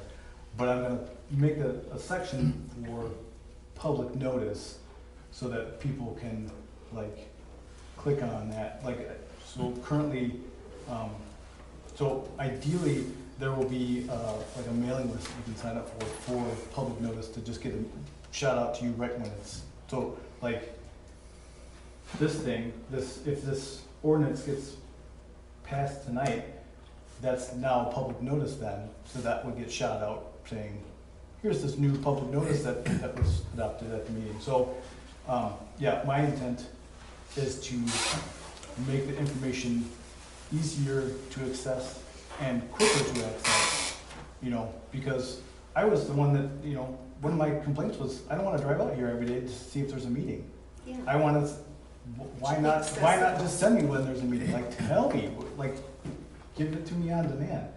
So that's what I'm doing, so currently you can sign up to get meeting agendas for the town board, and, eventually I will, once the .gov goes live, I'll be, kind of making that more robust for like public notices, like, I can do it, there's no limit, I can do it for meeting minutes, it's just, there's a lot of opportunity there. What about for the people that don't have internet or don't use computers? Public posting right there. I mean, it's no different than, right now, the only way, if you don't use computers, the only way to find out if there's a meeting is going to the posting places.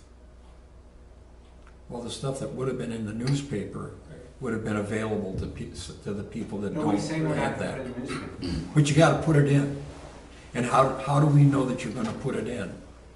Right, do you have some plan for how you're going to make that decision, what's gonna go in a paper? I would imagine, my expectation is the board would say, this is important, we want to get this in the paper, so like the budget hearing. John, please post that in the newspaper. Or please post that in the Record Review and not the Marshfield News Herald. Or the Marshfield News Herald, the Record Review, and the Shopper, or whatever, because like. Because we can still put it in the News Herald if it's important. What what it just. The question is, just let me- will you and when will you? Just let me finish. What the plan is we'd still do that. It's just, we do it everywhere. We do it online, we post it out here. We put it in News Herald, but we wouldn't be tied to the News Herald doing it. No, I understand that. I'm as intellectually capable as you are. The question is it going to be put someplace? Wait, for people that can't, that don't have computers and that don't, I mean, and that those particular people generally aren't going to be able to drive out here, drive over to Resource Recovery in order to look at the board. Is there one paper like the Well, Shoppers Guide I or just said we something? put it in the newspaper. that Well, has but you're everything? trying to eliminate that. No, we're not. Why? No. What's the real reason? No. It's still going in the news. It can You still just go said, in. yeah, you're gonna put, but this motion is to eliminate it. No, You no, don't no. have to. It's to eliminate the official. Official newspaper, not putting it in Then the why don't newspaper. you change it? Well, it might be a good idea to make a list of, we know certain things that have in the past been, that you needed to put in. And have that a list somewhere or other out there, somewhere, that people know these are, I don't know, there's some way it can be a little bit more organized. Well, nothing's gonna change.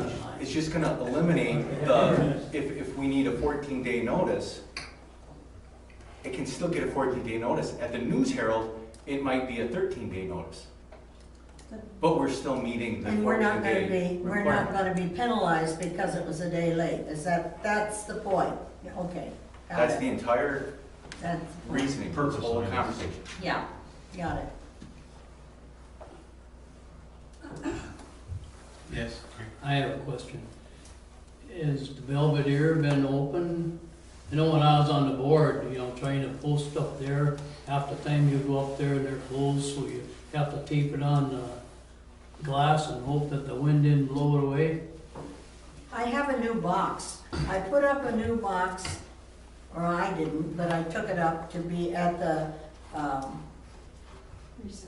recycle place. Research recovery, yeah. Resource Recovery.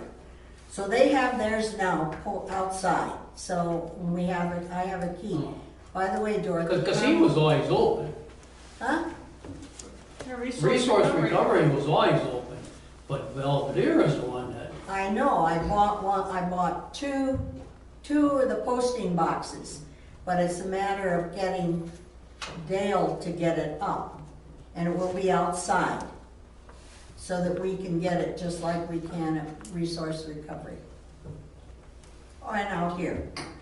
So, and they do have an extra key. So, that's the problem, working that out with them. So we will, as soon as Dale gets it up. Are the other two boxes keyed, are the other two boxes keyed the same, or are they different?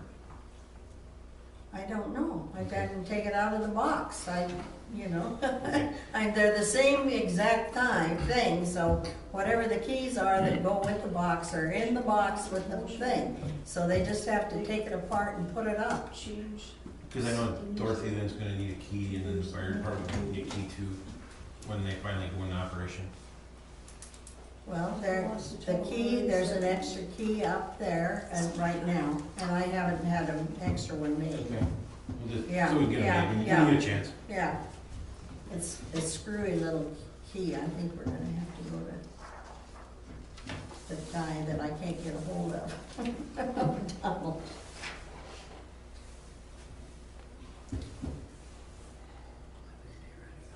Any more discussion? I know. Yes? I guess my suggestion would be, is amend your motion to eliminate the Marshfield News Herald as the official newspaper for the town of McMillan, and use other local media sources, and then list the ones that you could use. It's in it's the town of McMillan will have no official newspaper, so that's in the ordinance. Right, but you could change from no official, you could change it to using a more appropriate, or more local newspaper. No. So this is it's actually more of a technical thing, like, so like, when I was at one of the clerk trainings, they said, well, can we have our buyer's guide be the official newspaper? And you can't, because the official newspaper has to have a paid circulation. So this is just, if we put in there that we're gonna use other things, you know, then we're binding ourselves to this thing, you know, so like,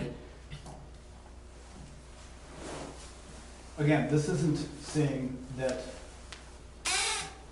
we're not gonna post stuff in the town's not gonna post stuff in the newspaper ever.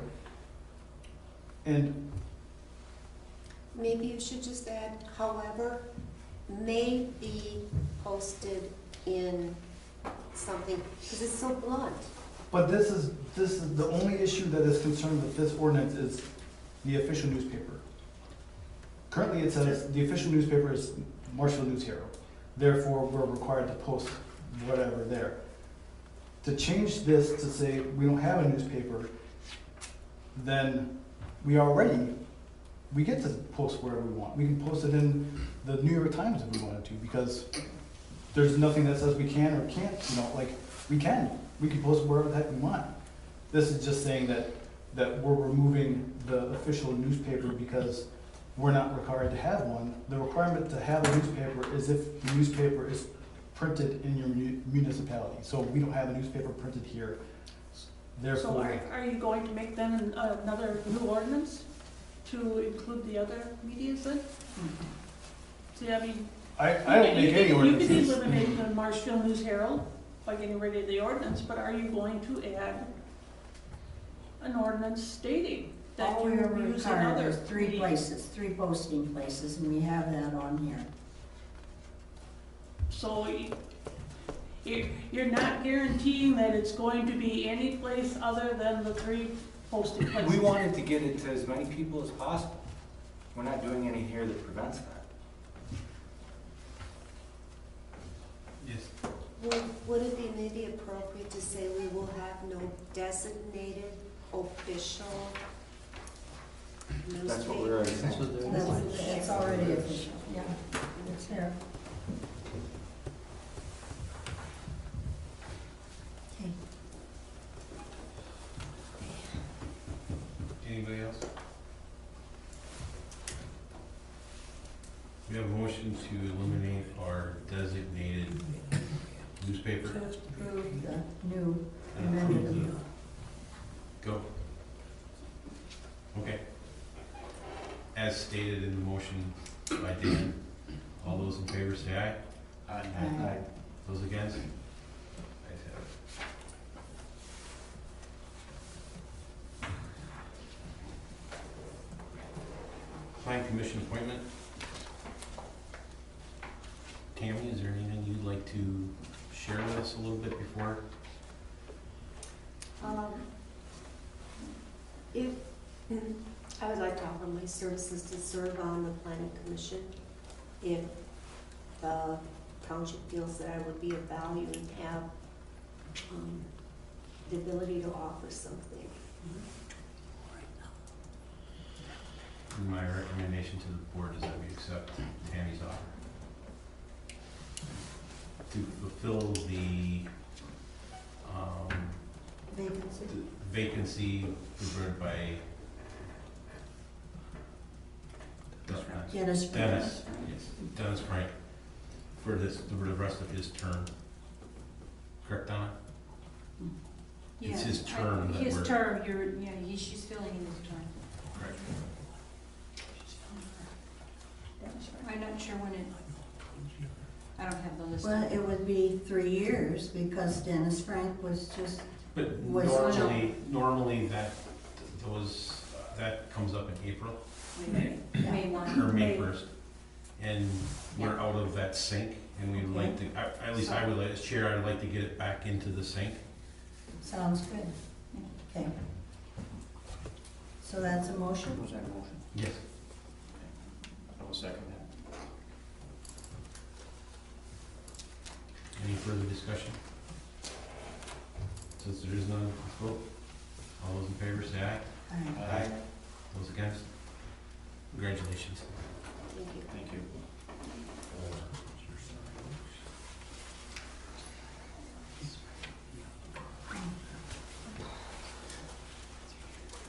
I guess we've already done. We kind of took care of 11 already. Was there any code comments that anybody thought of since they had left and we had their discussion with them, with Marathon County? Since there is none, we'll continue on. Mhm. New business? Yeah, so, you guys need to set a caucus date. The caucus can be anytime between January 2nd and January 21st, and Wisconsin statute prefers January 21st. Let's see, that would be, that would be a Saturday. We don't prefer that. I know what's happened normally in the past, if it lines up, is normally I believe that we do it on our board meeting night prior to the board meeting. 6. That way, the bulk of the people that show up don't have to show up two separate nights, Sure. and we usually get a little better turnout that way. Mhm. So that would be January 9th.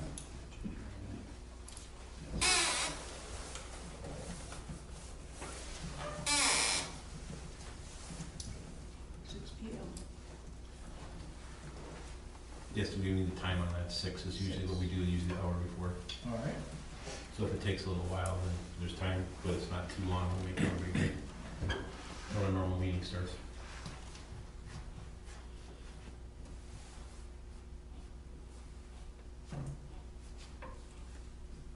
Anybody would like to second that or make the motion? Oh, yeah. Make a motion that we set the caucus date for January 9th at 6 p.m. I'll second the motion. I have a motion and a second to set the caucus at January 9th at 6 p.m. Any further discussion? All those in favor say aye. Aye. Aye. Those against? Ayes have it. Caucus is January 9th. We also need to set the date for the year-end special meeting.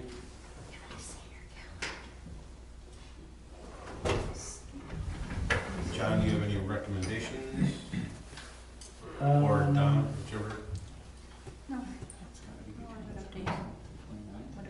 Well, I'm kind of free on the evenings, so. Between the 27th and the 29th. Yeah, that works good for me. What works? Any of those for me? Doesn't matter. Yeah, for me, it's 26, 27, 3rd. Doesn't matter to me. Ron, you have any preference? See, we'd be, so we're looking at either 26 or 27? It'll be 27. No, 27, 28, or 29. I mean, I think we're trying to get bills in, that's what that meeting is, and it's usually short. Trying to do it on, 28th is the fire department monthly meeting. so 29th, I think would be the best to, if that works for everybody's schedules. 29? The 29th, Yeah. 6. that way, because to try to get, I mean, yeah, 6 o'clock. I have fire department Carol to do that. Make a motion that we set the date for the year-end special meeting for December 29th at 6 p.m. I'll second. A motion and a second to set the date for the year-end special meeting on January 29th at 6 p.m. December 29th. Or December. Wouldn't make much sense to it then, would it? December. All those in favor, say aye. Aye. Those against? Ayes have it. Dates? John, if I have fire department payroll to you by the 22nd, is that gonna give you enough time? The 22nd? Correct, of December? Because we try to do the last quarter payroll as close to that meeting as we can, so there aren't so many days in December on 2023's payroll. That's why we try to do that. Yeah, the 22nd will be fine. Okay, thank you.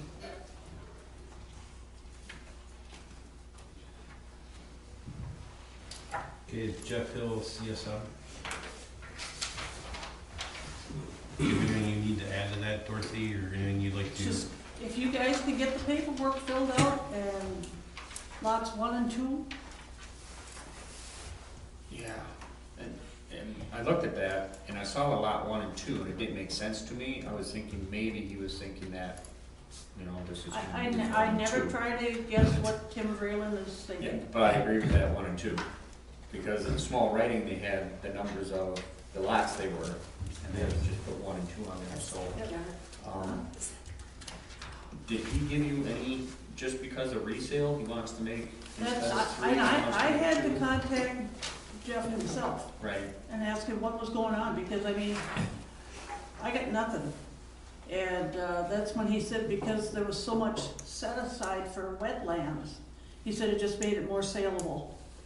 And I went over and I looked at it, and,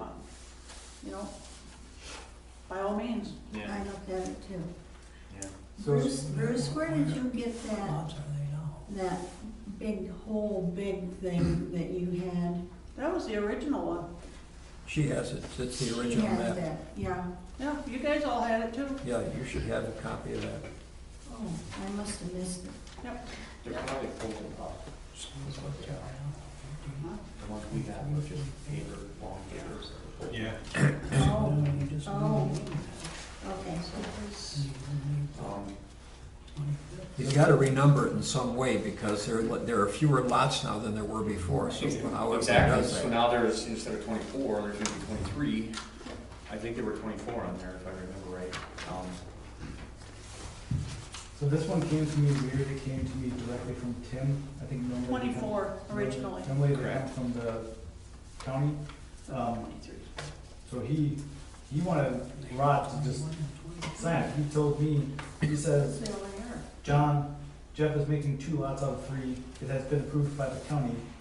Does this need to go to the town board? It obviously complies with all town requirements. If it doesn't, can you have Rod e-sign sheet 2 and email back to me? So I said, it's gotta go through our process, and then, he understood that it was, Yeah, he just didn't want to it do was it. taking some time. So we have to, They have to be 11 and 12 or 12 and 13.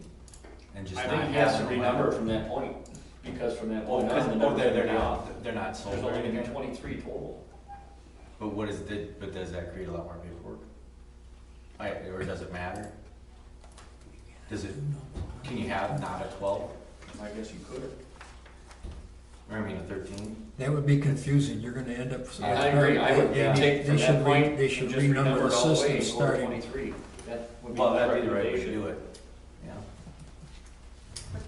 yeah. You guys just gotta get him to fill out the paperwork. Yeah. Easiest way to do that is table it. Right. He puts them out another 30 days, and I don't know if he's got, I don't know if he's got anything binding, but the two things is you've asked for that paperwork, so he knew he had to get it to us, because he knew that you'd balk at it, and, which is justly so. Yep. And now we're sitting here without the proper paperwork in front of us, and what are we gonna do? Put it on here, we approve it if you do your paperwork? Right. Just, Yeah, I mean, I don't think you can. That's our only other option. When? I don't think so. Could we put that on the special meeting? We can. Okay. So, I don't think we have any other choice if the paperwork is wrong. I know it is, because I looked at it. I think we table it and let them know that you gotta get the right paperwork to us, and you can get it to us by December 29th, then I'm thinking we can put it to a vote Well, again. right. I mean, He gets the paperwork filled out, it can come back in front of us again on the 28th, so you guys on the 29th. right? So, So he needs to get the proper paper, the wording on it, he needs to get his proper paperwork to the planning commission, so that on the 28th, that you guys can approve it with the proper paperwork, and then we can do it on the 29th. Because the county is aware of this problem. Dorothy, can you send me what I need to send to Tim? Because all of this is Oh, different language to me, I have no I idea. can send Tim a note, say please fill out paperwork. Okay. Can you CC me on that? Then I'm included on I'll this. send I'll send a copy to you that tells you what I tell Tim. Yeah. Good. Yeah. Put that in my notes, because Yeah. this stuff is confusing for me. It's just, He gets out of anything he can So we have a motion on the floor. I took what to you said. table it.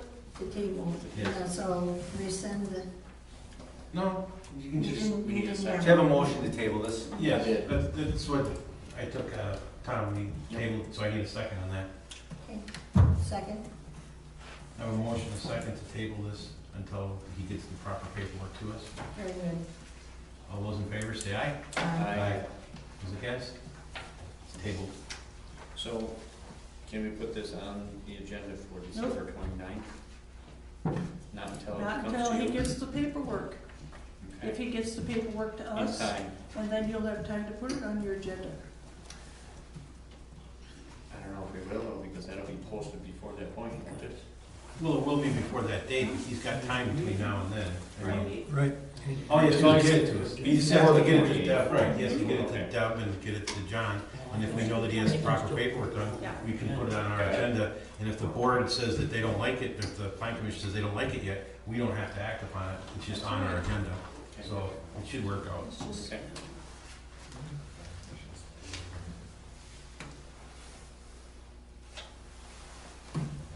Now we have Clarence Ortels, CSM. Is there anything you wanted to explain to us? Just, answer any questions you have. So that's just, you're swapping some land, is that what it was? Well, there's a farm property there that's like 116 acres, and my mother just passed away a year and a half ago.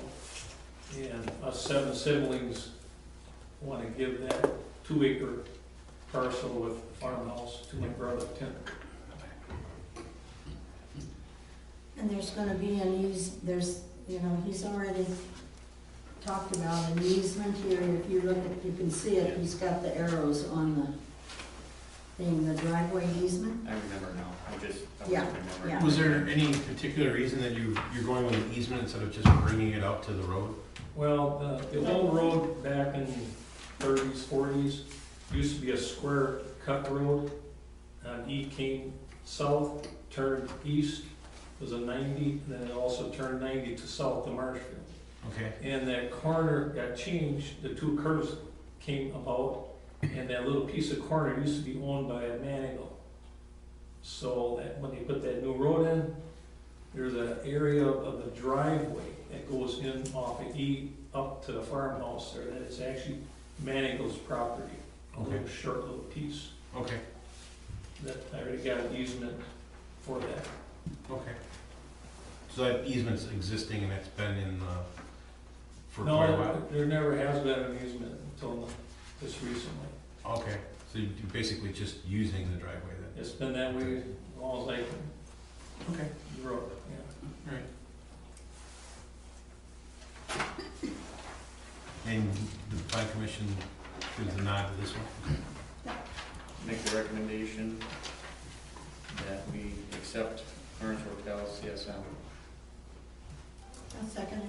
I have a motion, a second, to accept Clarence Ortels, CSM. Any further discussion? Once there is none, all those in favor say aye. Aye. Those against? Ayes have it. CSM approved.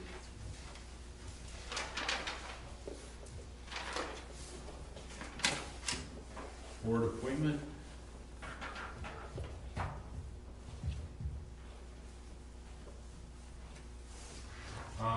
I have an individual that I guess I would like to recommend for this appointment. But it was also brought to my attention a little earlier tonight that we did not really make this well known of Bob's resignation. So if the board chooses not to make a decision this night, that's fine. We did get another applicant or another person that wanted to. Nicole Forrest also said that she had interest. I received that at about 11:30 this morning. But my pick is Steve back there. I had a conversation with him for a little bit of time, and I think he would be a good fit for the board. So Steve is my recommendation, but you guys, if you'd rather call or do whatever we can postpone this also, but that's my recommendation.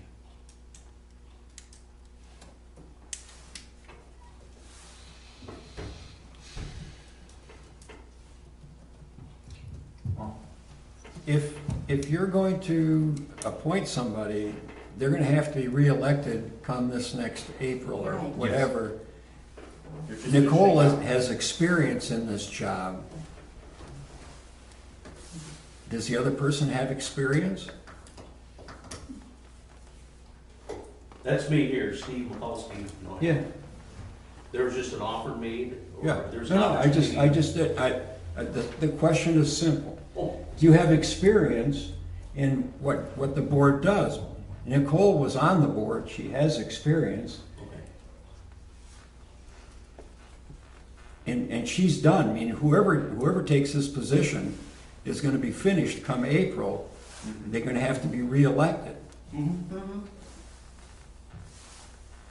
And that was what your understanding was, Steve, right? Correct, yes. Yes. Just questioning the sense of bringing somebody on board that has, if they have experience, then it doesn't make any, I mean, whatever, it's your decision, but if they don't have experience, wouldn't it be useful to have somebody who understood how the system works for at least the next 3 months?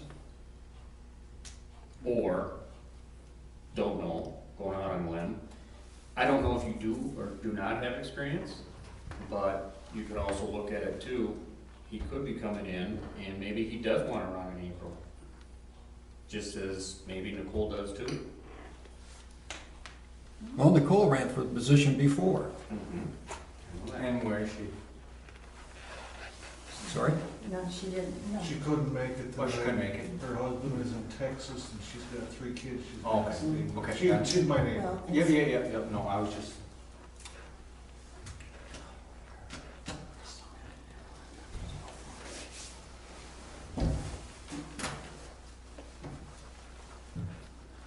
Mhm. Decision. Mhm. How many times we have in there?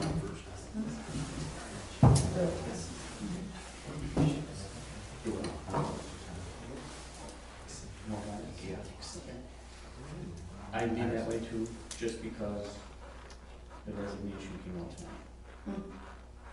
Well, as of today, I've heard these 2 names in a matter of hours.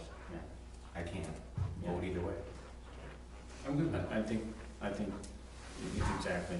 And I did get that email from Nicole today also, this afternoon. So I do think that we have to give not only the community, but us some time to I'm this also. Make it on the 29th also. And that would be enough time for me. Yeah, Yeah. So Motion to table? yeah. Yeah. I'll make a motion to table the appointment. Till the I'll 29th. second. A motion to table to take item 16 and put it on the 29th agenda. I second. And a second. And any further discussion? Since there is none, all those in favor say aye. Aye. Those against? Ayes have it. Okay.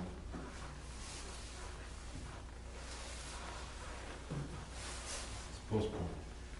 Employee Christmas gifts?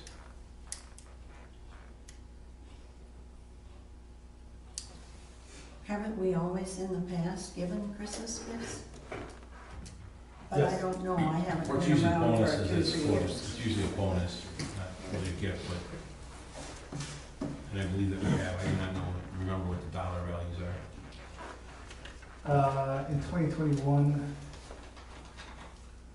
Pat was given $250, the clerk $350, treasurer $200, Jean $200. In 2020, Pat was given $200, clerk was given $500, treasurer was $150, Jean $100. Prior to that, it just said that they were gonna follow the prior year's bonus schedule, which was not identified. That's all it said.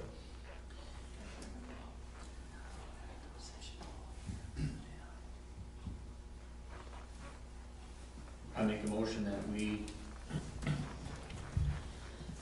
give the Christmas gift, which is gonna be a monetary gift of Pat, $250.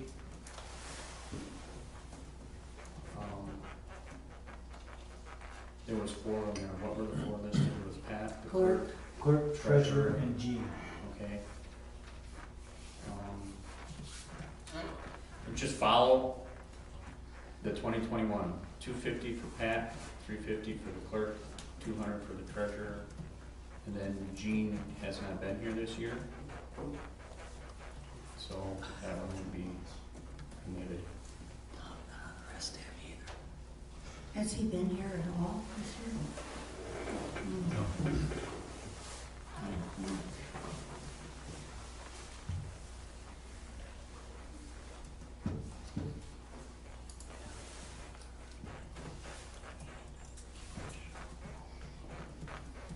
How about Ross taking that place, but you can't take I it, will do and that. you don't I did will. anything.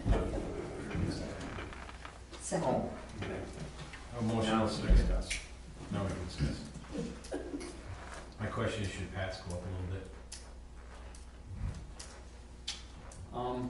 I don't think you won't show. I have to agree with that. If he's gonna I- shovel? I said not if he won't shovel. What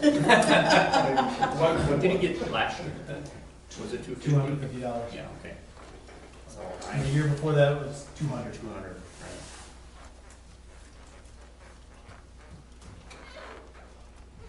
I myself am fine with this.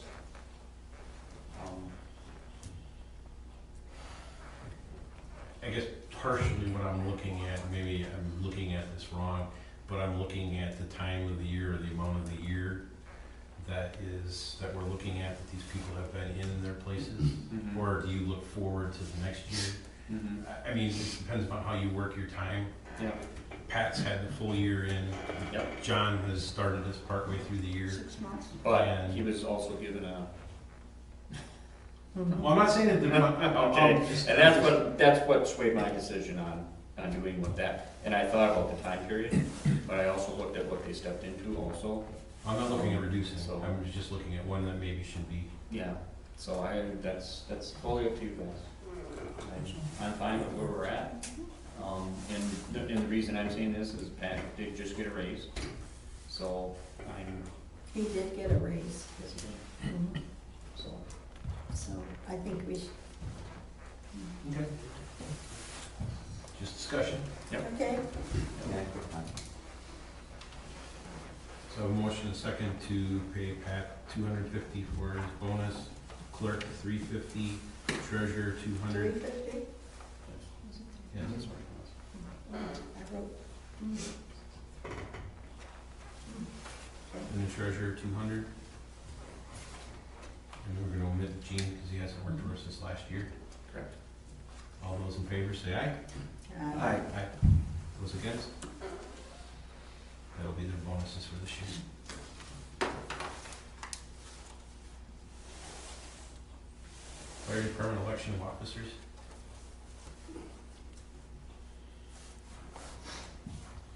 Adam, can you please read off the officers that we need to approve tonight?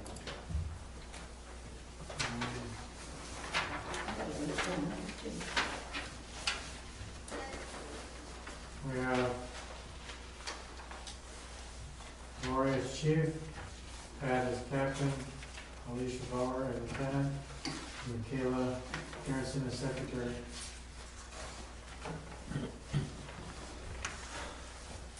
I'll make a motion to approve the election of the officers pursuant to the December 12th report to the board from the fire department.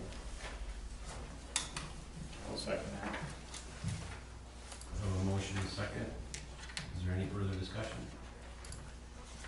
Since there is none, I am going to at this time ask to abstain from my voting. Okay. All of those in favor, say aye. Aye. Those against? The ayes have it.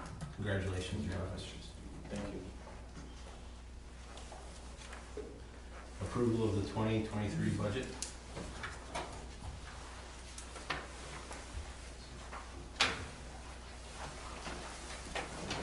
Yeah, so the town electors approved the levy, and the town board has to approve the budget. So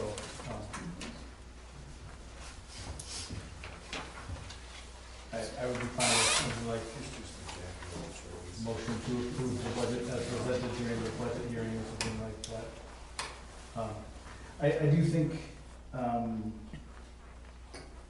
guess I'd like to call out the new wage for Pat, if that's okay with you guys. Just so that it's in the minutes and that I feel like it's a little bit cleaner that way, otherwise it's in the budget somewhat, you know, it's in that working document, but that contains a lot of stuff.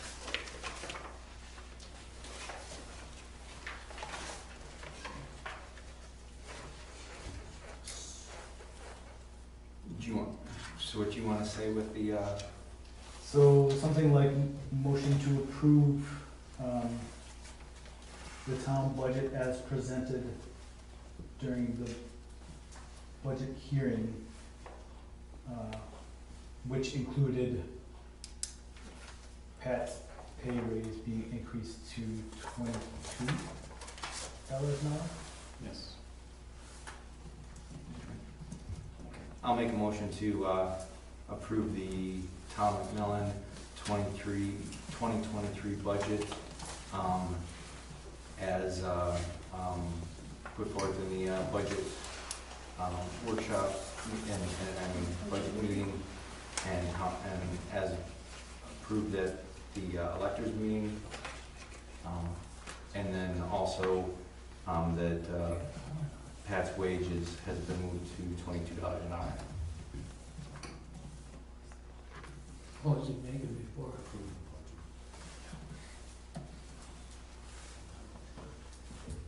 What was his previous wage? $20.50.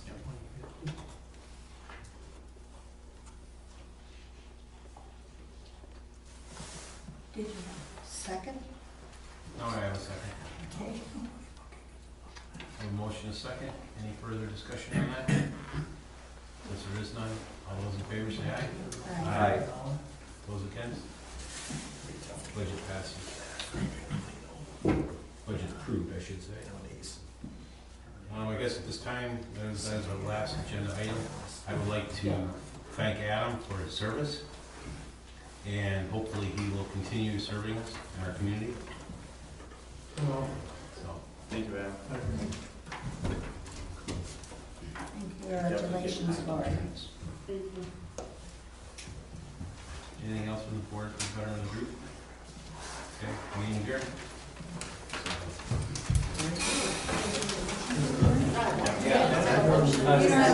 I'll make a motion to adjourn the meeting. I'll second. All those in favor say aye. Aye. I guess I want to get out of here. I have nothing against, she's done the job, it's not the class, and there's no reason why she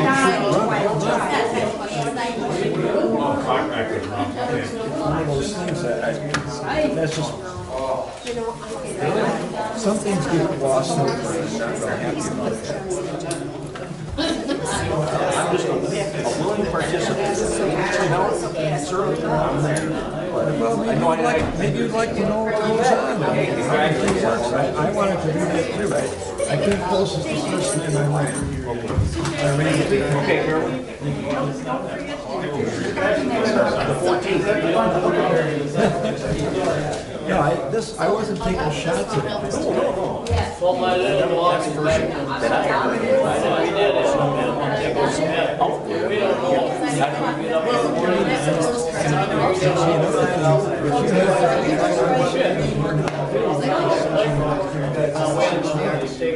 By then, new election cycle. That's right. Maybe not even 5 years. Yeah. Coming in the dark. I heard you talking to that, but you're John. No, my brother John Mikulski, that's one of his high school buddies. They graduated together at Columbus. I'm Steve Mikulski.